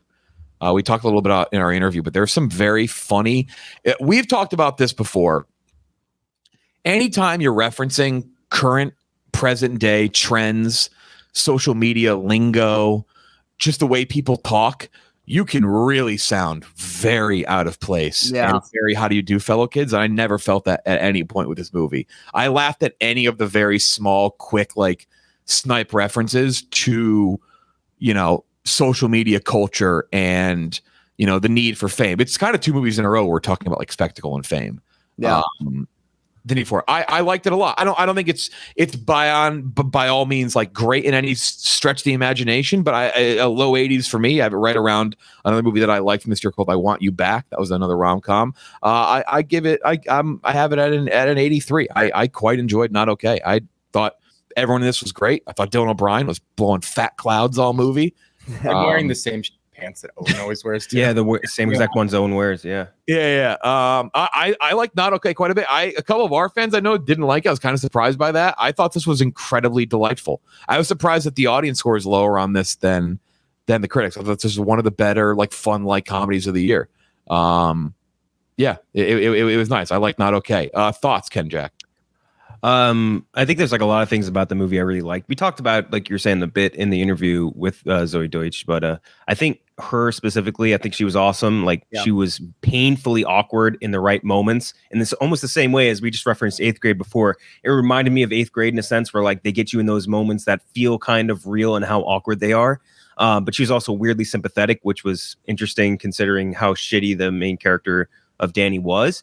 I think the biggest surprise for me out of the movie, though, is Mia Isaac, the new actress from it. Dude, she crushed it. She was so good in this movie. And like, the one biggest takeaway from this movie was like, I can't wait to see her in something else now, too, because she was that good. Dylan O'Brien, like you were saying, hysterical in this. The sex scene crushed me. I was dying laughing when he's like, "Who's my damaged little girl? You are. I'll protect you." Like, I was fucking crying laughing at that scene. It was like unreal. Yeah, he was amazingly funny. I think that for a lot of, I think the easiest way to enjoy this movie is like, it's not one that's designed to make you think a ton, and like whether it's on purpose or not, they have a very surface level pass on internet culture. And I think that's fine because it made the movie more entertaining. It's not like a think piece trying to make you do a whole bunch of different things. Just like entertainment level was good throughout it. Couple little references and bits. I saw Mega 64 like 3 different times in the movie, which I love because I watched Mega 64 skits since high school, which is sick. I think the cons for me out of it, though, are I think the character of Harper was very poorly designed for this movie because she's a dickhead and extremely hateable. So I'm actively rooting against her for exposing Danny, if that makes sense. Okay. And I think that was sort of like a poor approach at it because like I feel like we should be hating, and like the whole movie is kind of representing it. Like, you should be hating Danny more. She made a mistake, but you should be hating her more. And instead, I'm like, fuck this asshole trying to expose her. She's being a piece of shit. And like she's an asshole the whole movie. And again, I guess sort of on the cons list, it is very surface level. So if you're looking for a deeper meaning into other stuff, you'll be disappointed, but it's entertaining as all hell. I ended up on a 79 for the movie. I would definitely recommend it to almost anyone. A lot of very laugh out loud funny moments, and just some good times to be had by all, and very good moments. And again, I think the newcomer award of the year right now goes to Mia Isaac because she crushed it. I think this movie could have actually been really bad if it had just focused on her and it was like, this girl stinks. But like, there were a lot of nice, it was like in your face. It was there. Like, you didn't have to like dig for it. But I liked a lot of like the side commentary that was just on, her being a product of her environment, which is what Zoey Deutch said in our interview, is that like people around her are complete fucking trash. Like, they're also like, spoiler, there's the end of the movie when she is arguing in her office with Rowan, and everyone is filming it. And I'm like, you know what? And I like they didn't just point it out. You just kind of see it. If you take it, you know what it is. I guess nothing too crazy deep, but I like that. There was a lot of subtlety there that played well. And again, I thought the script was sharp. Chris, I know you liked it. Yeah, I liked it quite a bit. It's actually, I don't see it making my top 10 list or anything, but I did really enjoy this. I understand why it's divisive for some people. This is going to sound bizarre, but a movie that it reminded me of in some ways was actually Don't Look Up. And the reason I say that is because I think that both movies are extremely cynical about the modern age. Don't Look Up being more focused on politics, whereas this more focused on the social media age that we live in and trends and influencers. But I like that. I like movies that aren't afraid to point out stupidity of the modern age. I find like I relate to that, and I think it's cool. Zoey Deutch is excellent in this. I could have actually used a bit more Dylan O'Brien because I like him quite a bit. I think he's very talented, but I'm with you. This Mia Isaac girl was tremendous. I mean, and really, that character was so necessary. You just brought it up, Jeff, because it's a very difficult thing to do when your main protagonist is this unlikable. You know, and now Zoey Deutch is able to make it work because she, as a performer, is very charismatic, but there's not a second in which the movie forces you to sympathize with her. The movie acknowledges she's doing something that's really messed up and it's getting way too deep, and some people are really going to get hurt psychologically by this. And I thought that having a character like Mia Isaac's character who like you could have made a spin-off movie just about her trauma, I feel like, especially with the performance that she gave and what she went through. I really, really like their dynamic. I laughed, off and on. It's not a hilarious comedy. I don't think it's really trying to be something that's over the top with the comedic moments, but I don't want to get too spoilery necessarily. It has one of my favorite endings of the year because the one thing I was concerned about with this main character is that they were going to force a redemption in at the end. Yeah. That, she's actually a really good person. She's just misunderstood. And she has an arc, but she doesn't have a redemption. And I thought the movie actually showed a tremendous amount of subtlety in those last 5 minutes. And kind of left you with this message of like, hey, if you know a person who's been through, severe trauma and pain and torment, like, let them speak, let them have like their platform. It's very important that they do. So I thought that was brilliant. I have it at an 81. I think it's, in terms of the technical elements, it's just kind of so-so. There's nothing from a directorial standpoint that stands out to me. Had this have been direct, had somebody like Adam McKay directed this, I think that it could have had a more flair to it. But as it is, it's a great streaming service movie and a solid movie in general. 81 out of 100. That's a great point. It is for like streaming service movie, and I don't count like Roma and The Irishman in that, which maybe is unfair because maybe that's me just like cherry picking, but they're really like streaming service movies. Like, oh my God, just dime a dozen of complete fucking garbage. I like movies like this, and I always use Gone Girl. I'm not saying this is on the level of Gone Girl. Gone Girl was not her best picture, but like a movie where at the end you're like, oh, what the fuck. And like, not that you would have been happy that she got a redemption arc, but it's a negative ending. And I will always like, no, I guess we negative in a sense. Yeah. But like it subverts maybe expectation a little bit. And that's just something I will always appreciate. Mm-hmm. I did see that kind of as her redemption, not like in the traditional sense, but like her understanding that her apologizing was just going to make her feel better. Right. And it wasn't going to do anything for me, Isaac or Rowan, and understanding that it wasn't her place at that point. She applauded just leaves the theater. So I did kind of see that as a redemption for her, like personally. I give this movie a 70. I do like it. It just is missing kind of like an X factor to really punch it up towards the upper 80s, 90s. I don't know what that would have been. Maybe some more laugh out loud moments. I don't know. I think the 8th grade comparison's spot on. And I think that's where that audience score might be coming low. I feel like 8th grade is another movie where critics really loved it. And maybe the general audience, it just is so awkward at points where some people just can't do that. But yeah, no, Zoey Deutch, great. I will defend her in anything she does. Honestly, I love the project she picks. Always just interesting. Dylan O'Brien, it's always nice. It's nice to see him back acting. And he's kind of been on a little bit of a tear going to the outfit too. 70 for me. This was also kind of funny. It's like White Women on Instagram, the movie. That's the best way to describe it. I feel like it's very. I know a lot of people that aren't this bad, but I think we all know people who are on Instagram and will co-opt, I'd say, a lot of things that happen in the world into their own personal narrative when they really don't need to. It could have been me. I was there 2 years ago when this bombing happened. That could have been easily been me. Yes. Those people. So, it was a very, I think the writing was very sharp. The girl who wrote it and directed it, she's very young. Quinn Shepard, yeah. Quinn Shepard. I think she's only 25, 26. So, Wow. Awesome. Which is a big reason why it had like it's you don't get. I just don't think you get a lot of these. Like there are movies sometimes or shows where you're like, oh, I think that's going to have a nice understanding of young people, and you're like, what the fuck, like that missed the mark. She very clearly understood the subject matter. It very much came through that she just down to like whitening strip like event that they went to, or the teeth whiteners, Yes. So 70 out of 100, but not a bad 70, a good 70. Good. Again, this is a good stream. Like I wish any movie on a streaming service was just like this. Like, it has something to it. This isn't something that really needed to be in theaters. It's not like The Gray Man, where I feel like it would have benefited a ton from like having a big screen experience. I think this is good to watch at home.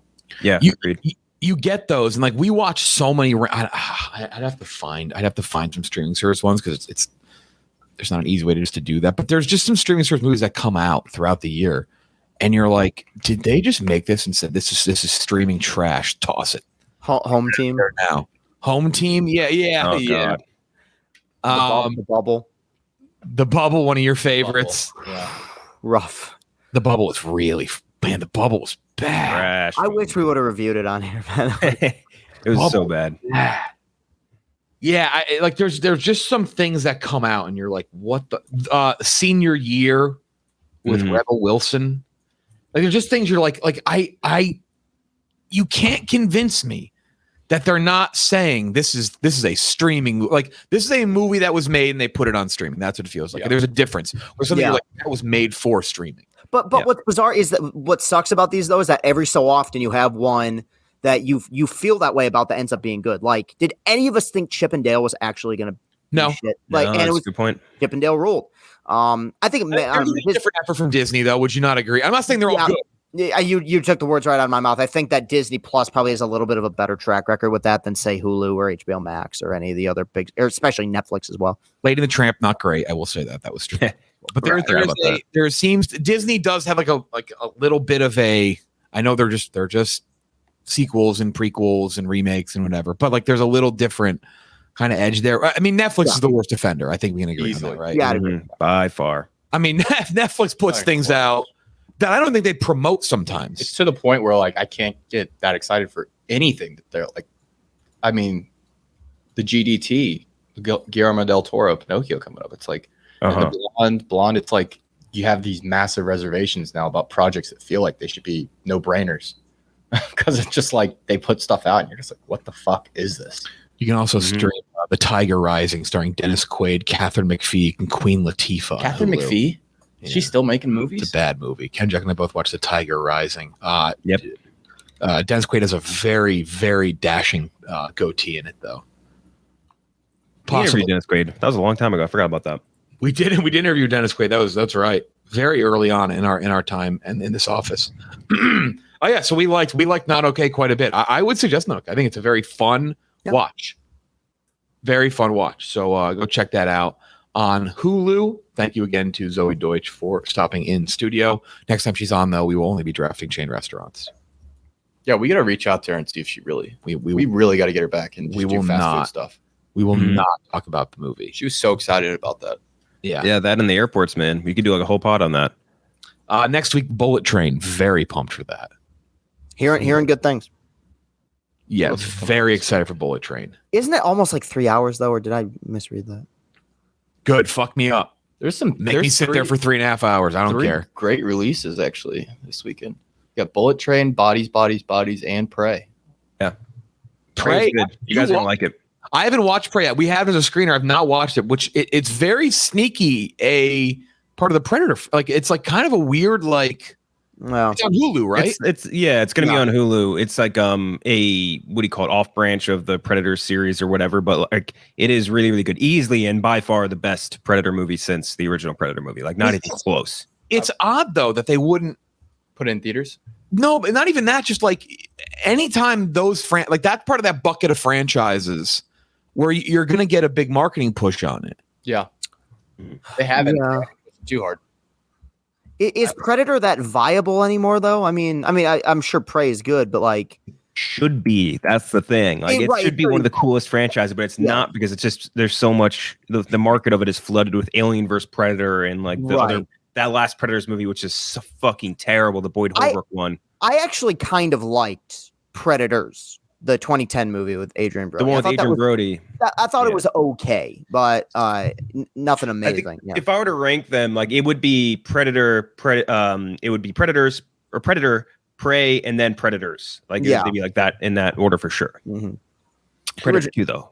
The original Predator is so fucking awesome. I rewatched it after watching Prey, or a little bit. No, it was a little bit after Friday because we were talking about with 80s movies, and I watched it on Saturday. It was so goddamn good. I watched it on Friday, right after we did our draft. It's so fucking good, man. And it gets on Hulu, right? It's so good. It's one of the few movies ever that features 2 state governors in it. Yeah, true. Ventura and almost 3 because Sonny Lanham, who plays Billy, ran for governor of some state. I forget. Did he really? Yeah. That's it for Not Okay. Now Joe Manganiello, a couple things we talked about with him, but then we do a draft. He's the best. He was cracking me up. He has a comment on Comic-Con in here that is laugh out loud funny. Yep. Laugh out loud. It's very good. He's great. Here's our interview with Joe, and we'll wrap up the pod. All right, back on this show. You are officially the leading recurring guest on this show. Easily. I think this is your 4th time, I believe, on this podcast. Joe Manganiello, thanks for joining us. How are you? Wow. I didn't know we were making history today. We are making history today. We're gonna have fun today too. We have a couple projects to talk about, but we're gonna do a little fantasy movie draft with you as well. But big last weekend, Comic-Con. It's as always a great time to like nerdy things. But we have a bunch of projects to talk about here. Let's just get right into it. Let's start off Moonhaven, AMC Plus. Big sci-fi show. For those who know what Moonhaven is, I'll give you a quick synopsis here. Moonhaven focuses on a lunar cargo pilot and smuggler 100 years in the future who finds herself accused of a crime and marooned on Moonhaven, a utopian community set in a 500 square mile Garden of Eden built on the moon to find solutions to problems that will soon end civilization on Mother Earth. Much deeper than that, very surface level. You are in it. Great mohawk, by the way. Great look in that show. Sci-fi show. Anything sci-fi, never easy. Unless you have the world's largest infinite budget, because it's always tough to pull off things that don't look exactly like Earth, but especially that some that are kind of like Earth with special effects and all that. Shows a great job though, staying intimate, keeping it in that sci-fi feel, looking real. That has to be great, right? Like any sci-fi show that looks real, looks great, always a thumbs up. Yeah, I mean anything to help the actor. I mean,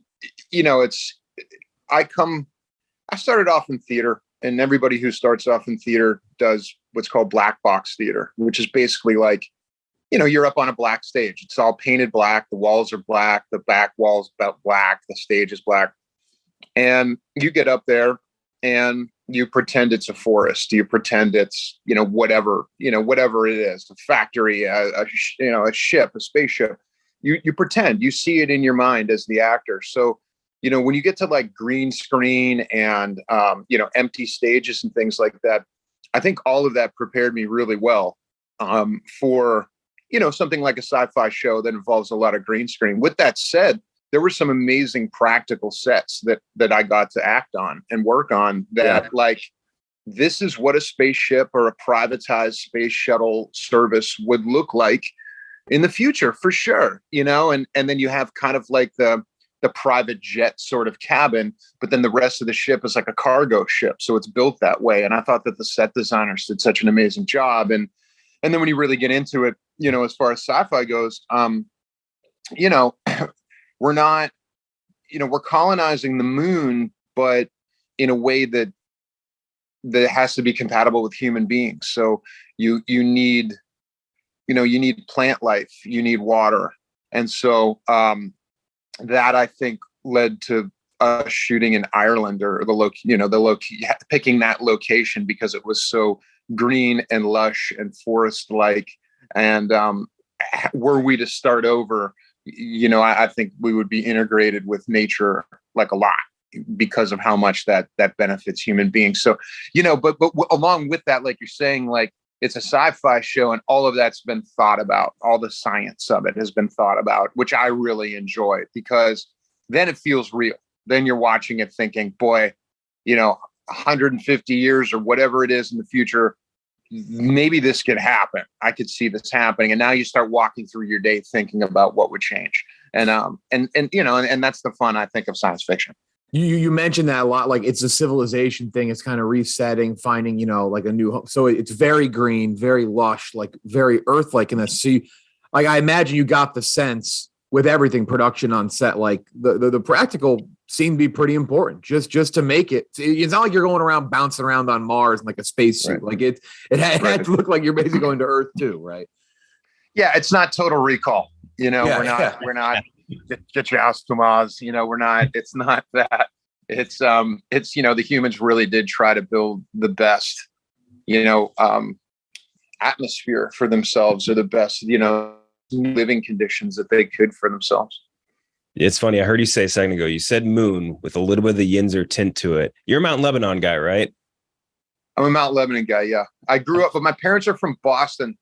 So I grew up with, like, when I go to Boston, or like, for example, I met Bill Burr, and I felt so weird afterwards because I wound up picking up Bill Burr's cadences. Like it was Bill, like all of a sudden I turned into this Bill Burr clone. Because I so easily slip into Boston. Pittsburgh, I never really heard the Pittsburgh accent until I started going to bars, in my 20s. Then you'd meet, some girl from down there in Munhall, like, whoa, like, wow, where are you from? And it's like the moon. No, she's from Pittsburgh.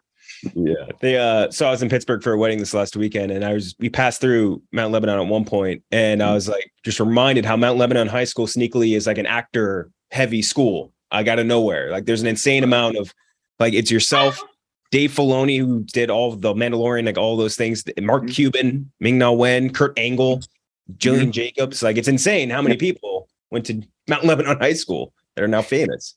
Yeah. Well, we had a TV studio before people had iPhones in their pockets. Basically, like, you're carrying around on your phone, 100 times the power, the filmmaking power that I had when I was a kid. But the fact is, we did have it when I was a kid. No, none of the other high schools had it, but Mount Lebanon had a TV studio with cameras and teleprompters and cameras you could borrow on the weekends, and the old analog editing system. And we learned that way. So I think that there were options available to kids in Mount Lebanon that weren't just the theater club, or the forensics team. Like, you had the TV, you could join the TV studio, that you could join the TV crew. You could learn how to make TV production. For me, that was less daunting, because for me, making a jump from sports captain, jock, letterman dude to the theater club, like, I don't know, man, that's just like too big of a jump. But somehow the TV crew and making my own movies was like, I could that was cool. I could figure that out. So your character in Moonhaven, without spoiling, you go through a little bit of a personality shift during the series. Is that kind of like a trick? Because you get to play two different versions of the same character in a sense. Yeah, to a degree. Or, at least like one that is more reserved, and then one that's just kind of like off the hinges. Anything societally that would have kept that guy in line, it's all gone now. Like, he doesn't have time. So it's an interesting character. I referred to him at some point as Dick Cheney on acid. It's a great description. Yeah. That's fantastic. You also have a couple other things that we want to talk to you about that are coming out soon, including Mythic Quest season 3 coming out this fall.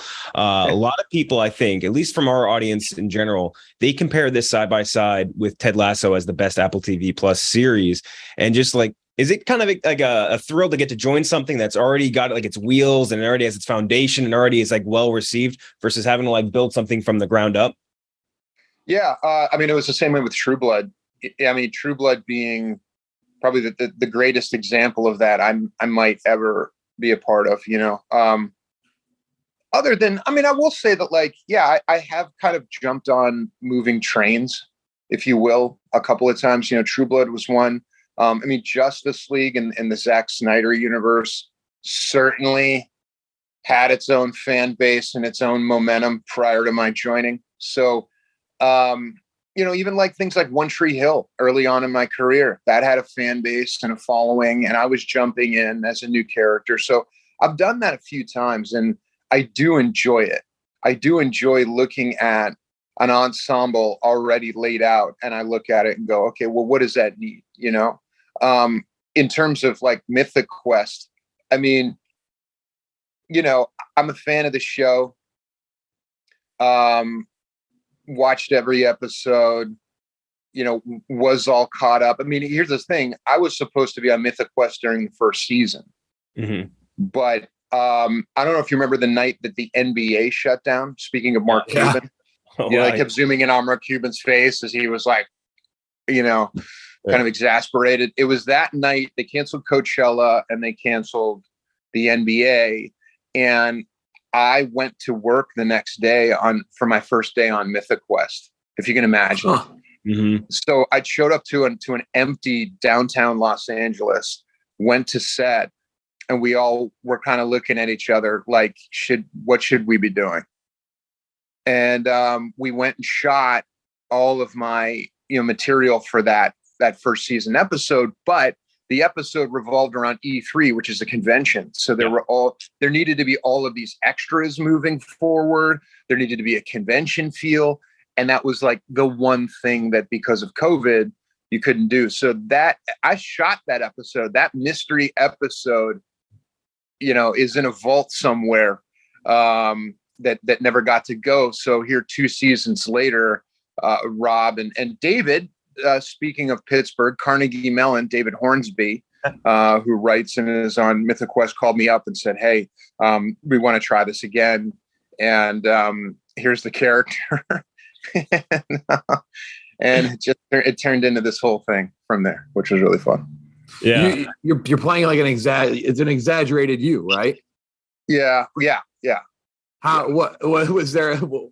What, like, how exaggerated? Did you try to play yourself straight? Like I'm gonna really just like character it up here yourself. Yeah.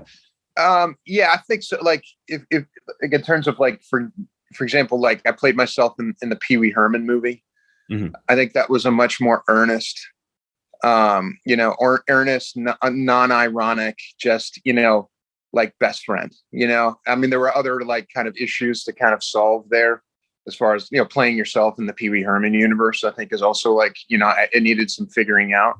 But yeah, I mean, as far as me in Mythic Quest, it's like, okay, so Mythic Quest is this huge like video game, this huge like MMO. So, you know, yeah, that's kind of like, you could say it's on brand for me to a certain degree. People know that I'm into, I work for Dungeons and Dragons. I did a lot of writing for them. Like I kind of exist in the fantasy genre. So to be playing me in the fantasy genre is really, first of all, it's an honor to be myself. The fact that I exist, like Snoop Dogg exists in that world, and I exist in the Quest, you know, which is fine. The thing of it, but I think from there, the version of myself, I think it's like when I looked at Mythic Quest, there was so much alphaing going on between the guys, that it's like, what do I mean in terms of like alphaing other dudes, or like in terms of like Ian's character, what would he, you know, am I making, you know, I want him to be, you know, intimidated or feel insecure around me, or, what is all of that? And so I think it was more about the characters and the relationships. I have like some really fun stuff with Jesse, who plays the character Joe. And we have this scene that's like, so funny, but so much of that show is really built off of your chemistry. But, to answer your question in a really long-winded way, I would say that, Hollywood hasn't had such a strong showing over the past 6 months, let's say. I think actors have really looked bad in so many ways. So there's a hint of that in the character as well. Like I've got to there's got to be some dickhead in there somewhere. Yeah, I like that. That's self-aware. We got one more. I'd like that. That is a very good commentary on that in a very simple way. Yeah. You do have one more thing you want to mention before we get into our fantasy draft and some Comic-Con stuff too. But Love, Death, and Robots. You had a recent episode on there that was super well received. People going nuts about it. All done in the Unreal Engine. You were in a mocap suit on soundstage with like Jai Courtney and the rest of those guys too. Were you like, obviously you're not getting like previs while you're doing it and stuff, but like, or were you surprised with how great it looked after the fact? They had monitors on the sides of the stage where they could it was rendering really quickly. So you could actually get a taste for what was going to be on screen. I could at least like see how my body moved. Mm-hmm. And I was trying to get all the nuances. I was trying to get the cameras to like catch the way my hands move, the way that my arms swing when I walk, so that people could people could recognize me. In that way, and it was true. So yeah, we did have the monitors around and we could kind of see what like a really rudimentary look at what the final product was going to be. And it was really an incredible, fun process. Mm-hmm. Yeah. I saw the clip of you guys on the soundstage with like they had sort of like a reference point tunnel where like when you guys are going through the tunnel and like you guys are peeking around the corners and stuff and how they capture those same motions because you're doing them in real life. But I mean, the final product, how real it looked through the Unreal Engine is insane. Yeah, my mom didn't know that it was computer generated. She thought it was me.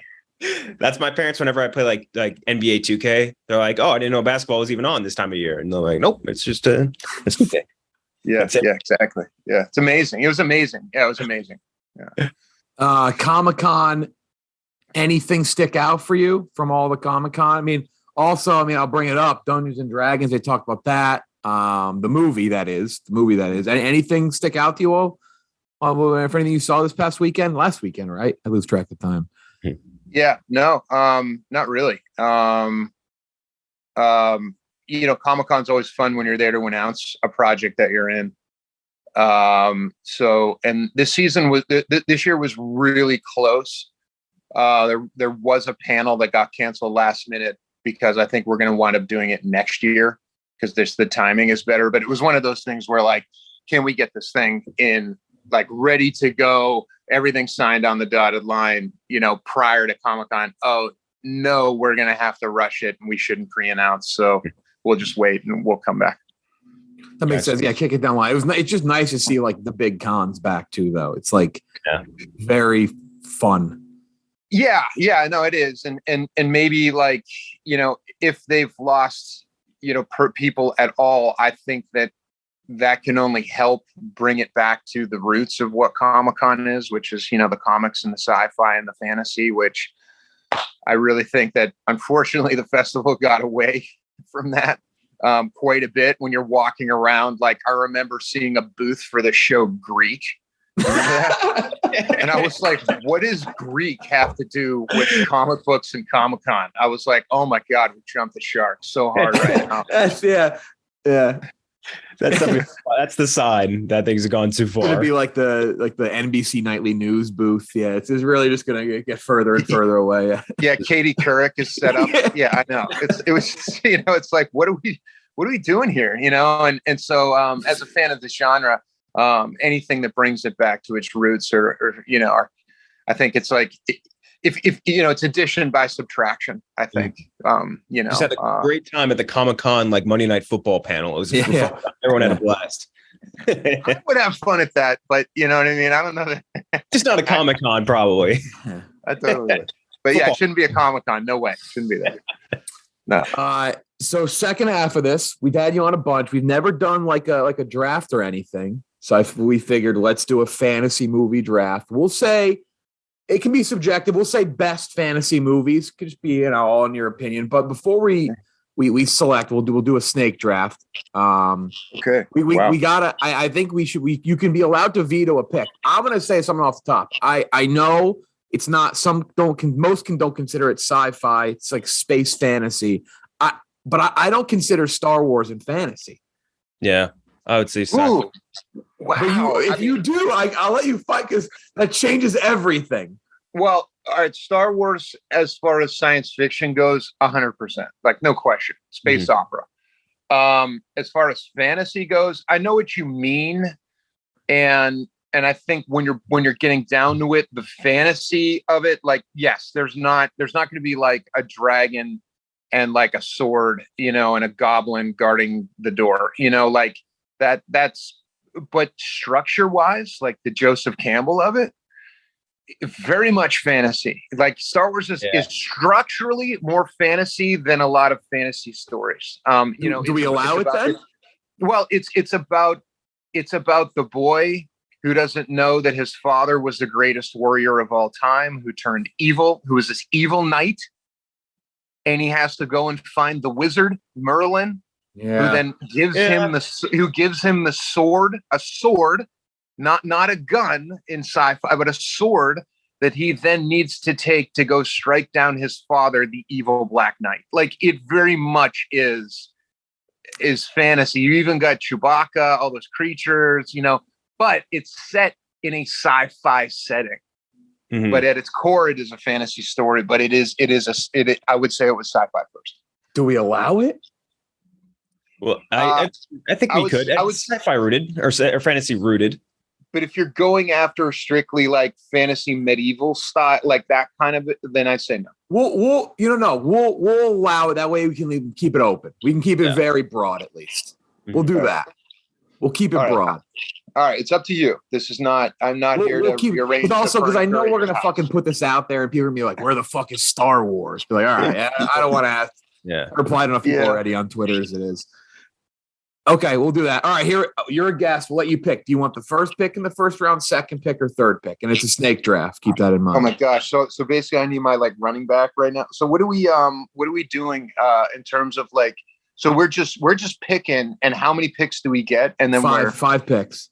You get 5 picks? Oh my God. Well, if I'm the guest and Star Wars has been included, then I'm going first. Okay. Yeah, that's fair. That's smart. Yeah. All right. You'll go first. Kenjack, you went last time, so I'll go but last. Like, let me tell you, I'm taking Star Wars, but really, I'm just taking them for the first 3 movies. Okay, but you think you could pick exactly one, right? We'll go one movie too. We'll keep it one movie. One. You don't do a whole franchise. Empire Strikes Back. Mm-hmm. Had to. Best one. Empire. That's like, yeah. I mean, yeah. That's 1A for me and everything. Favorite movie, best movie, movie I'd watch the rest of it. It's like, yeah. That's like if Peyton Manning was available and the only other prospects were kickers for me. Like that's basically like what it comes down to. All right. Great first pick. Kenjack, fantasy. All right. So if he's going Star Wars, I'll go to I would say the most iconic fantasy franchise in Lord of the Rings. I'll go Return of the King. Return of the King, I think, is one of the best movies ever made. And I just traded all my draft picks till next year. We just kicked the can down the line. We're like, whatever. Return of the King is just unbelievable. So many iconic moments throughout that, and I could rewatch that movie a trillion times. I've seen the extended edition at least 10 times myself. So like, it's got to be up. It's got to be my number one. Have to. Good man. Yeah. All right. Well, I have back to back. I'll go. All right, so I can at least. I mean, we're just sticking in these 2 franchises off the top. I'll go original Star Wars. So currently A New Hope, and then I'll go A New Hope. I mean, I have A New Hope just like a hair behind Empire Strikes Back. Even though Empire, I mean, I think Empire Strikes Back greatest movie ever made. But I'll go A New Hope. I mean, that's like a pretty great consolation. And then I don't know. I'll go 2 Towers, though I do feel like some people would jump the Fellowship. Return of the King would have been my pick as well, because that's top 3 for me. My best movie rankings. But I'll go Two Tower though. I do think some would skip The Fellowship. Yeah, I guess might happen now. I don't know. depends on who you talk to. But with my pick, I don't want to go back to back Lord of the Rings. I don't think, because like I want to like broaden the horizons a little. I'll go with. Fuck, this is kind of hard, but I'm gonna go with Pirates of the Caribbean, Curse of the Black Pearl. Oh wow. Very early fantasy. I think that's one where you don't really think of it immediately as a fantasy movie, but like it obviously truly is. And I think it's one of the better, very easy to watch action adventure or true adventure movies and fantasy adventure movies that like you can really think of. So, and great performances all around, obviously. He's not in this one, but Joe, we were just talking on our pod the other day. Have you ever watched the Corridor Digital channel on YouTube? They do all the VFX breakdowns. No. Great channel. So they bring in some of like the best, and they do like breakdowns, like how certain shots were made. And then they brought in, I forget his name and I should remember it, but the guy who did the Davy Jones CGI in the sequels. And he's the same guy who did the Rock Scorpion King CGI, which is like obviously considered the worst. And he was really like, he joked about it. He's like, it's crazy because like the reference material and just the idea that the same person who did one that is laughed at more than anyone. And then Davy Jones is like one of the greatest ever. It's like nuts. Yeah. Pirates, good pick. All right. You have back to back now. You have Empire Strikes Back, Joe. Now I think it's a little tricky now. It's a little different. I think maybe, but I think my next pick is going to open up a whole new avenue mentally for everyone. My pick is Raiders of the Lost Ark. Yeah, I mean, they open up the thing. There's that. That's everywhere. Yeah, damn it. Kind of it's a fantasy movie, and then are we talking movies or are we going into small screen as well? Oh, that would be, I don't know. That's what's the pick? I'm curious what the pick is. What's the pick? Like the pick, if I could do it, would be Game of Thrones. That's the entirety of Game of Thrones. I know. I think we got to veto that. I think we got to veto that. That's like you just being like, we're taking LeBron. It's like we were an NFL team. Season. Yeah, I know. Picking seasons is a little too crazy. All right. So I went Raiders and I'm after. Okay. So, oh God, easy back to back Raiders, Conan the Barbarian, John Milius. I wanted that in my next one. God damn it. John Milius. Yeah. So I actually had an up prediction. I think we talked about you that before. I thought you were going to take that round too. I didn't even put it on my board. I was like, that's not going to be there. Be smart. I really wanted it. I wanted it bad. I'm just thinking for multiple reasons beyond the Arnold bit, but like James Earl Jones in that movie, unbeatable. He is so goddamn good. Just like the look. I'm pissed you got that. I really wanted it. All right, I'm up. I feel like we're at the stage where we should be picking a Harry Potter movie at some point.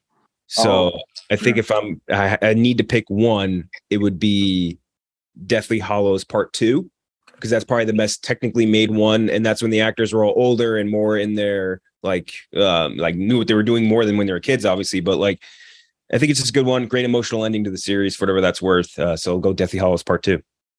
Okay, I thought you were gonna scoot. Old Harold is going for round 4 for me. I'm going Willy Wonka with my third round pick. Willy Wonka is one of my 11 100 out of 100 movies. I think Gene Wilder as Willy Wonka. I've said on this show before. I think it's the greatest performance of all time. I think it's like absolute picture perfect best. Do you have a best performance of all time? If you have to pick one, it's like an impossible task, but there's one stick out to you when someone says what's the best performance ever? Which one? Or what do you think? Just anybody. Like what would your pick be? If someone said, what's the best performance you ever watched in a movie? Any actor. Best performance? Oh boy. I mean, Christian Bale in anything he does, Viggo Mortensen in The Road. Oh yeah. Ralph Fiennes in Schindler's List, I thought was incredible. I mean, yeah, those are up there. I mean, Brando in The Godfather's unreal. Mm-hmm. Yeah, that is like, true. like weird, like holy cow, you know.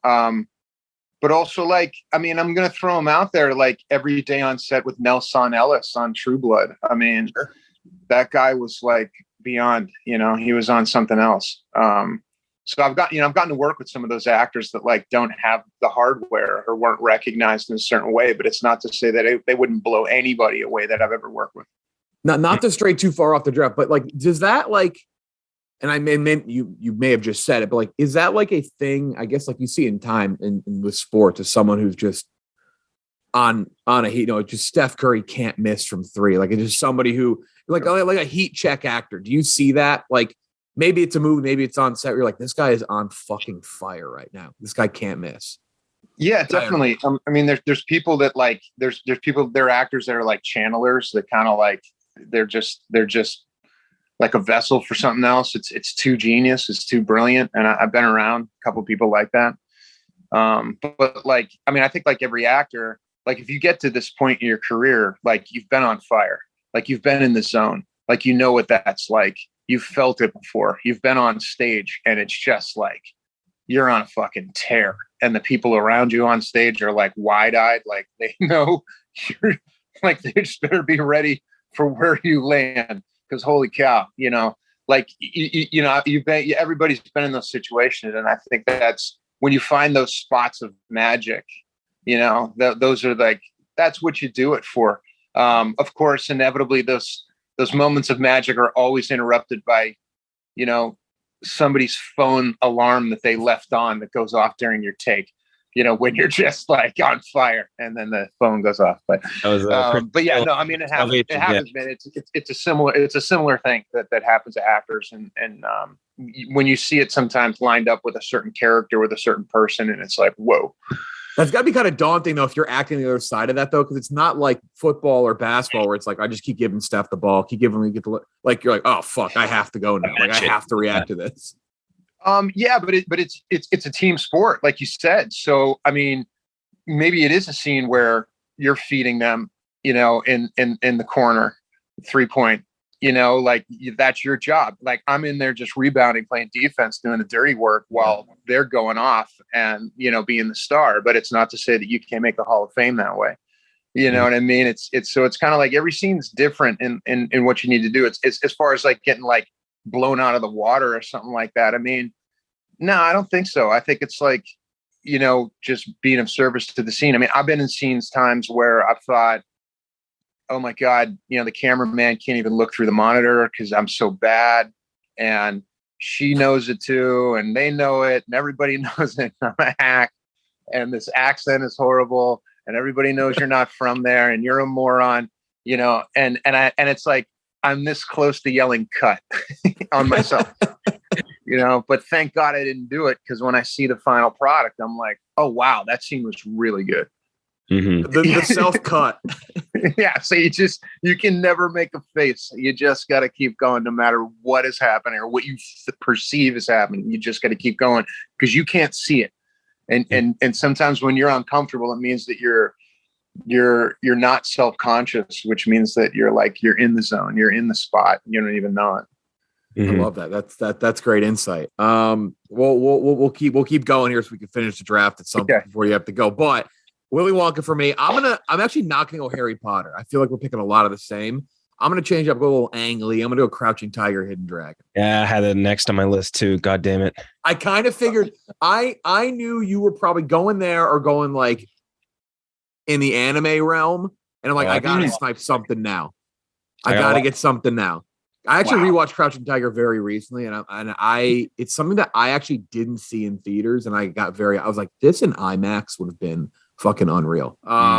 Ken Jack, round 4, your pick. You got Return of the King, Pirates Caribbean, Deathly Hallows Part 2. Yeah, man. I don't know. I can think about is Crouching Tiger because I watched it recently too, and like the wuxia, like wire fighting and stuff. Man, fucking so good. Okay, for mine, you were right about the anime. That was after Crouching Tiger, Hidden Dragon. I did have an anime pick up, and that's Spirited Away. I knew that was gone. Yeah, Spirited Away, one of the coolest worlds created by Miyazaki. I mean, I could have really subbed in My Neighbor Totoro, I guess, or more likely Princess Mononoke, if I were to pick one of them. But I think Spirited Away is just like, it's a work of art. It is an insane work of art that creates this really, really cool world that's easy to understand, but yet still like mysterious and all of that. It's just an amazing movie. So I had to take it. Have you seen Primal yet? No, not yet. Primal is on HBO Max. It's about a caveman who befriends a T-Rex. Okay.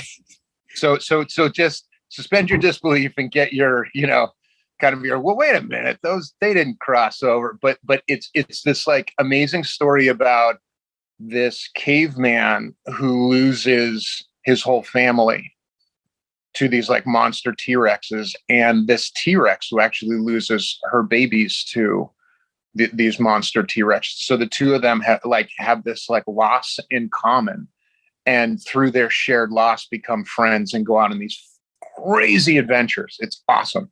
I remember hearing about this now because I heard Tartakovsky was in it. So now it's all coming together. Gotta watch this. Speaking of crazy animals. You have back-to-back picks to round it out. Last pick of round 4. You got Empire Strikes Back, Raiders of the Lost Ark, Conan. With what's next? Okay, I'm picking ones for me now. Okay, like straight up for me. Dark Crystal. Didn't expect that. Love that. And to round it all out, I'm going Mandy. Yeah, hell yeah. I don't even know if that's like a great dark fantasy for sure. Wow. Yeah. And so what I got Empire, Raiders, Conan the Barbarian, Dark Crystal, Mandy. I'm happy with that. I'm okay. I love that. That's like twisted at the end there. I love that. That's a good way to round it out. Wow. Age in the bathroom. So goddamn good. All right, Ken, Jack, your last pick. All right, there's like a couple on the board I would still look at. Obviously, Fellowship of the Ring. I think like Highlander would be up there for me because Highlander is like, it's objectively not like the best movie ever made, but I could watch it a trillion times and I love the sort of lore that they establish in there with the Kurgan and all that. But I think between all of these, I have to pick a more recent one. Amazing anime movie that came out, I think 2 years ago, Demon Slayer Mugen Train, which was insane. One of the best anime movies I've ever watched in my entire life. So good. Demon Slayer was fucking awesome. That's a good pick at the end there. Yeah, I knew you'd be anime heavy at the end. So you got Return of the King, Pirates of the Caribbean, Deathly Hallows Part 2, Spirited Away, Demon Slayer. I have A New Hope, Two Towers, Willy Wonka, Crouching Tiger, Hidden Dragon. If I said I drafted A New Hope and Two Towers, someone's like, wow, you definitely didn't have the first pick. But you very clearly had just after the first guy. Tough. There's a couple. I mean, there's like classics on it. Wizard of Oz, Jumanji, even like going like a little different, Being John Malkovich. But I think this counts. Red Letter Media did a review of this recently, and I watched it again, and I just fucking love it. Who Framed Roger Rabbit? I love Who Framed Roger Rabbit. It is just so, and I actually have never seen the behind the scenes of it. It is unreal how they made that movie. It really. I wish that was as mainstream as anything from Gollum, the Star Wars, like everything that's been like. It is. I don't know how they didn't just quit halfway through. How they're like, fuck this. This like some of the stuff they did with like just the guns and like I have no idea how they didn't just like, I'm giving up on this. Like I don't have it in me. Like I also the other takeaway from that, watching like the Who Framed Roger Rabbit where did I watch that? Is just that the amateur hour that Bob Hoskins must have felt doing the Super Mario Brothers movie after that must have been unbelievable. Yeah. He must have been like, how was I in Who Framed Roger Rabbit? And now here I am as this plumber. But I didn't even put that together that Bob had become typecast as the cartoon guy. You know what I'm saying? Like I didn't even put two and two together that Hollywood found a way to put Bob Hoskins in a box. You know, like Bob's being typecast now. Like it's like, oh my Lord. Oh gosh. I never made that connection till I watched the behind the scenes, and it just we've interviewed John Leguizamo too, and he talked about it, and he could barely speak because he had to laugh so hard when we brought the movie up, and he just talked about like just how absurd everything was. And if you know anything about that movie, you know how like miserable it was for everyone. And I never put it two and two together that he did it after such an unreal achievement with Who Framed Roger Rabbit. But like Leguizamo's another one, you know. Leguizamo's done like unbelievable auteur style work, and I bet you his paycheck for that was more than like the first 10 years of his entire career combined. You know, all those off Broadway brilliant one man shows, and like he made, you know, 100 times that on his, you know, stupid paycheck, you know. Leguizamo's in before or after Romeo plus Juliet was my next question. Okay, that's so Leguizamo is in. Yeah. People ask all the time. We have our website, movierankings.net. People ask, what's the biggest difference between a rating on a movie between myself and Ken Jack? And it's Romeo plus Juliet. I love that movie. I love it. And that John Leguizamo role is one of my favorites. But Ken Jack can't do it. He just can't do it. About Baz Luhrmann's style is just so visually abrasive to me. It's a very personal thing, but I can't. That movie, it makes my head hurt watching it. That movie came out when I was in drama school and studying Shakespeare, so we all had lots of opinions. I'm sure. I remember, we all had lots of opinions about everything. I showed it to somebody who I was like, yeah, it's like a modern take on it. And they assumed that I meant the script was a modern take. And the first like 10 seconds were like, what the fuck? He's got a gun. He was like, this is just, I go, it's just regular. Oh, yeah, this is what it is. I love it. Yeah. I mean, and you know, and it was fun. Baz Luhrmann, I thought that I think that's probably my favorite Baz Luhrmann movie out of everything he's done. I just think I think it was fun. I think his style really, you know, also, you know, just all the choices, you know, playing Mercutio that way. Also, you know, playing Tybalt that way. You know, Tybalt is, you know, the Leguizamo role is generally, you know, that's a warrior, that's a fighter. That's, you know, if you're taking it like a mob family, that's the enforcer. That's the guy who's coming to break your legs. So, you know, in Baz Luhrmann's version, he can cast someone like John Leguizamo, where, you know, in the movie, you know, he might not get to play that part, you know, or you know, certainly Mercutio in most other versions is not played that way. So, yeah, I mean, it was fun, and I think it was eye-opening for a lot of people that didn't get that. Yeah, when you get into that classic material, you can do anything you want. You know, you can cross racial cast, cross gender cast, cross sex cast. You can do all kinds of. You can put guns in people's hands with Hawaiian shirts if you want. Like, you know what I mean? Like it's. But that's kind of the beauty and the fun of Shakespeare. You know, there was a great Ian McKellen version of Richard III that was like pseudo Nazi Germany, and you're like, oh, okay, now I see this in a whole different way. You know what Shakespeare wrote for the Victorian era can play in other eras as well, which I think is really, you know, interesting.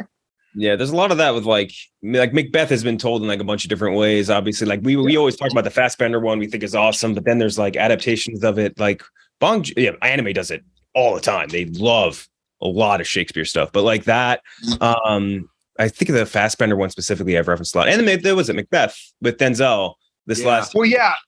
But even like when we were in drama school, I remember like us saying, gosh, you know, doing a Mad Max version of Macbeth would be awesome. But then I came to realize, like, I don't know that any version of Macbeth is awesome. Like, I really like coming from drama school. Like, I don't never need, that's not my favorite play. Yeah. Personally, just me personally, it's not my favorite, but you know, but there certainly are, like you said, there's all these other ways to play those, you know, those characters and kind of like give them shades of different time periods or different characters, or, you know, Yeah, now I can only think of Mad Max Macbeth. That's all I'm gonna think. Yeah, I mean, and Rome, but like Romeo and Juliet's been done so many times. I mean, Fast and the Furious came out of Romeo and Juliet. It's like right. It's one of those things like you don't even. You're like, oh fuck, that was just Romeo and Juliet. You're like, oh okay, that's it. Yeah, it's the same thing. Yeah, same thing. So, the question is like, can you do it as well as he did it? Let's see. Yeah. Tough. This was awesome. We've run out of time. We will post this on social media and we'll see who people think won. We'll see who's the winner. And here's the thing. I'm just going to throw this out there. I didn't know there was a list to go off of. I was just going off of my mind. Oh no, I made a list before because we've done enough of these. Good. You got to be prepared. I knew I'd be screwed. You got to be prepared in these. If you get caught your pants down, it's not good. You get a bad list. These were, I'm just saying. For me, it was off the cuff. My pants were down the whole time. You couldn't see it.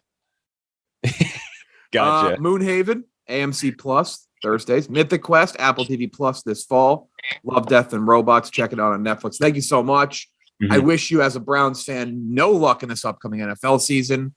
But as always, very excited to talk to you once. Wow, you think Deshaun's going to play, man? Yeah, it's 0-8. Also, our producer in that fucking room's a Bengals fan. Our producer was just flipping you off on the side. Yeah, it's amazing, man. It's like when I think the Browns can't do more Brown-ish things, they find a way to be more Browns or to like the increase. It's like that contract is amazing. It made me so excited. If you don't think something's going to happen the next week that's completely unrelated, that's even more it'll be something else. Even on a sinkhole or something. Yeah. Just the lack of cap room is just incredible to begin with, but whatever.